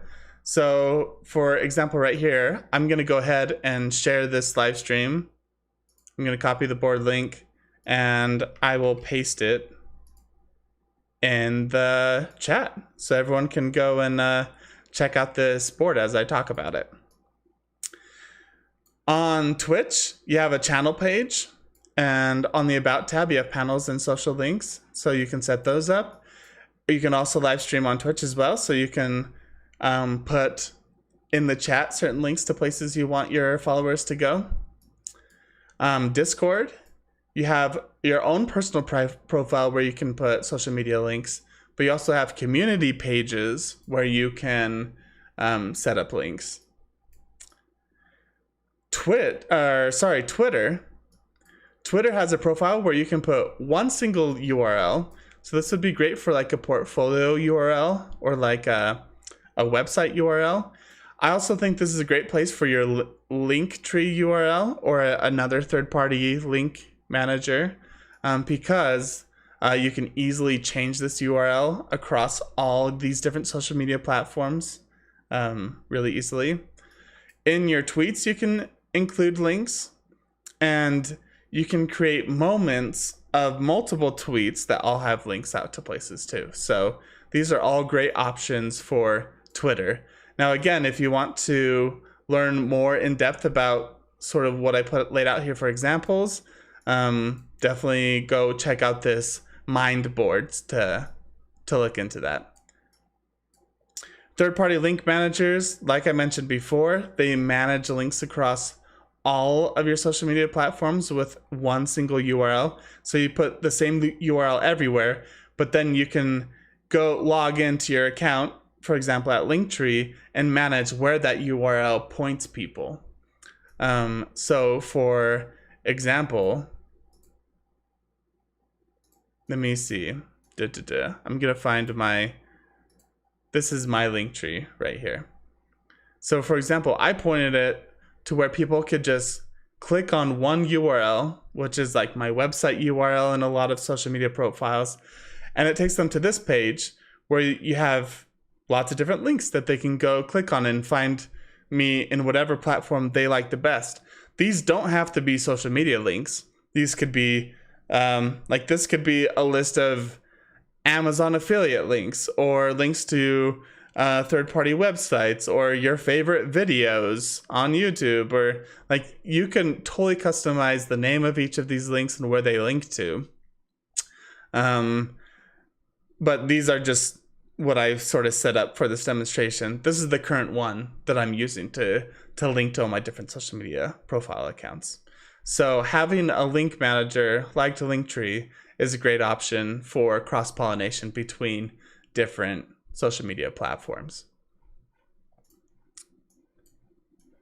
Okay. LinkedIn. Now, LinkedIn is a beast. LinkedIn has been going like crazy lately. No longer is it for business to business connections or like just the business world in general. It's now evolving into more of a general social media platform for artists, for musicians. And so LinkedIn right now is a great place to get started if you haven't already. You can create your profile and you can link up to 3 URLs in it. So I recommend sharing your 2 favorite social media profile accounts and a link to your third-party link manager. And you can see examples there. If you've gained access to live streams on LinkedIn, you can share them in the comments of your live streams as well. You have to apply for live video broadcasting in order to have live streams enabled. But this is a great way, just like YouTube and like YouTube, Facebook, Twitter, Twitch, all these places you can live stream and share links in the chat of your live stream. Posts and articles. Now, I wrote a very detailed article about this very mind map that I'm sharing with you right now in the video. And it's a great way not only to share links, but it's also a great SEO example as well. So for example, this is the article that I wrote about cross-pollination links. And you can see here, I just took a screenshot of the little cross-pollination diagram that I made. But I also wrote an article and I shared 4 of the things that I learned while making this. And I put links to all these different places. I put a link to my third-party link manager. And I put a link to the diagram that I made right here. So it's a great place to share links as well in posts and articles. And there's lots of different ways you can share it inside of those. Now, Instagram was interesting. I was actually surprised at how they limit you a little bit in the amount of links that you can share. And in fact, third-party link managers such as Linktree were made specifically for Instagram, because on your profile, you can only share one link, your website URL. So how do you promote your other social media platforms? That's when the third-party link manager comes in.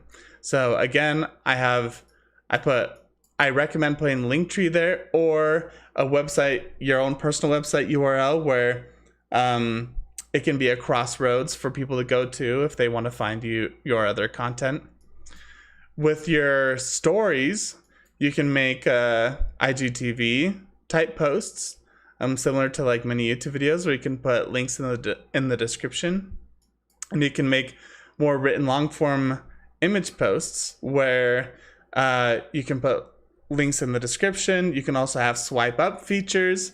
Again, some of these are locked behind certain amount of follower counts. But there's lots of options to share links in your stories in your feed. Facebook, probably one of the older platforms, but it's crazy because Facebook has only been big for, I don't know, like 10 plus years. Like, it's not super old, right? But this guy's been around the block a little bit more than other social media profiles. So Facebook has really adopted this idea of linking together. I don't know, what am I trying to say here? So Facebook is unique in the fact that there are so many different places to share links. There's just many different places to share links on Facebook. Starting with your personal page, you can put posts on your personal page, same with your fan pages. But you can also have an about section where you can list website and social media links. On your fan page, you can have a specific website URL for your fan page. Now, fan pages are important if you are an artist or you're trying to be sort of like a content creator or public figure, because you don't want people looking at your personal or private page. You want to have a specific place where people can follow you and support you without them having connections to all your family members and stuff like that too. Fan pages are great because they can follow you without you following them. So there's that. So you can have a website URL for your fan page, and in Messenger, you can also have a pre-recorded, I say pre-recorded, but like an auto message that populates and sends to people when they send you a message. So you can, in that message, you can include links. And you can also live stream. Similar to the other platforms, you can include links in your live streams in the chat. So that was a really general overview of the different social media platforms and the ways that you can share links. Now,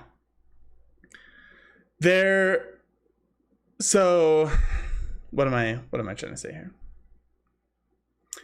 So yeah, while I just went over that and it took me like 5 minutes to go through each one, the great thing about these is if you really spend the time and set up the links across all your social media platforms, over time, this will boost your audience as a whole, and not your audience to a specific platform or a specific social media account, but your audience in general across all accounts. I think what am I saying here?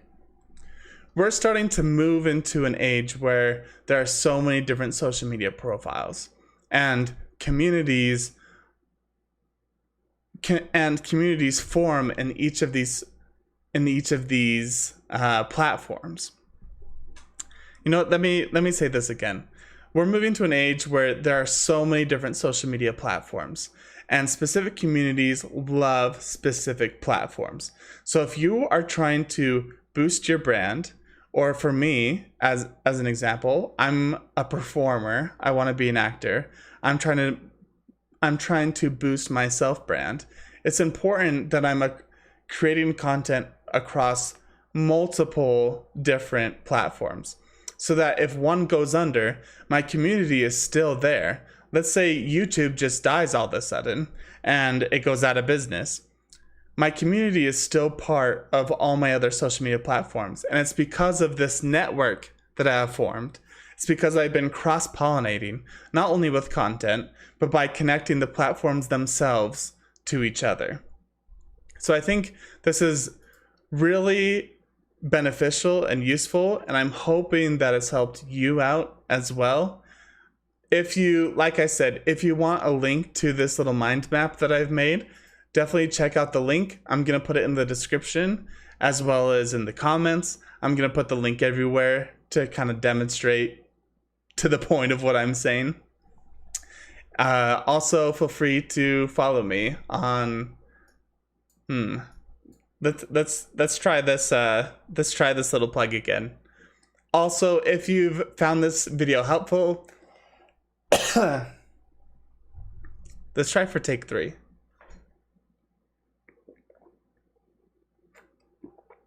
I've been talking too much. I'm not used to talking this much.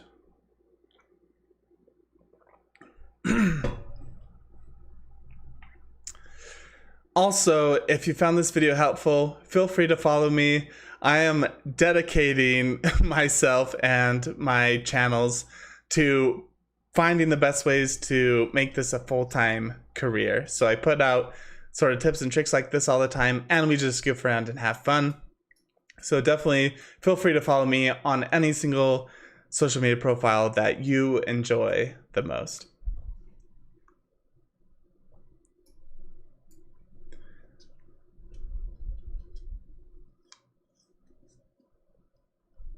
Okay.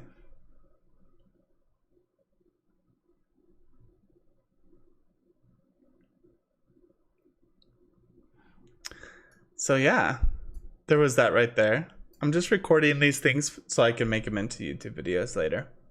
Thanks guys for coming and checking out the stream and listening. I hope you guys like feel comfortable to answer or ask questions and stuff.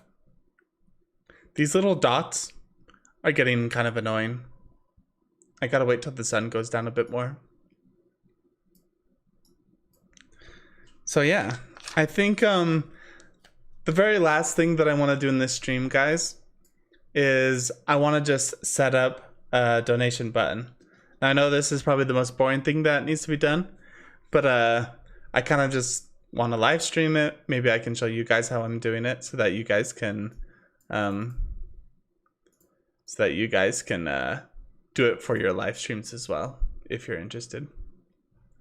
So what I use is Stream Elements.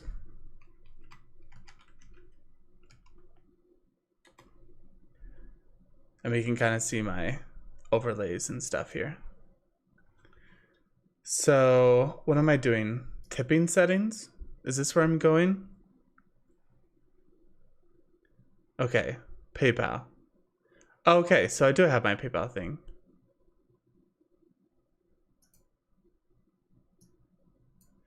So let's see here. If I copy this and we go to this URL, let's see if it's set up correctly.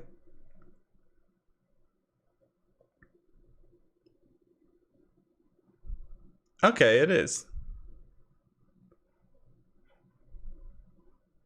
Currency, tip amount, and then you can do a message. Okay, they call it tipping, even though I'm used to donations.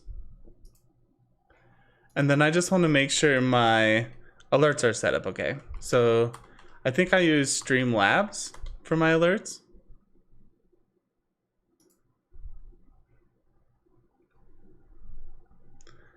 So alert box. So let's test the donation. Hey, it works. It has the default sound though. I'm gonna have to change that sound. Okay, so that works as well. Wait, how does it know that the donation went through though? Do I have to use their donation page?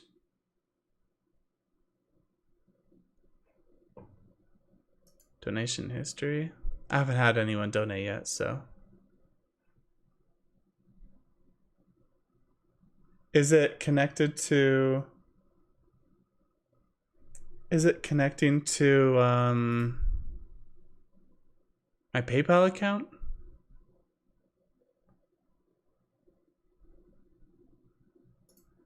All widgets. Donations.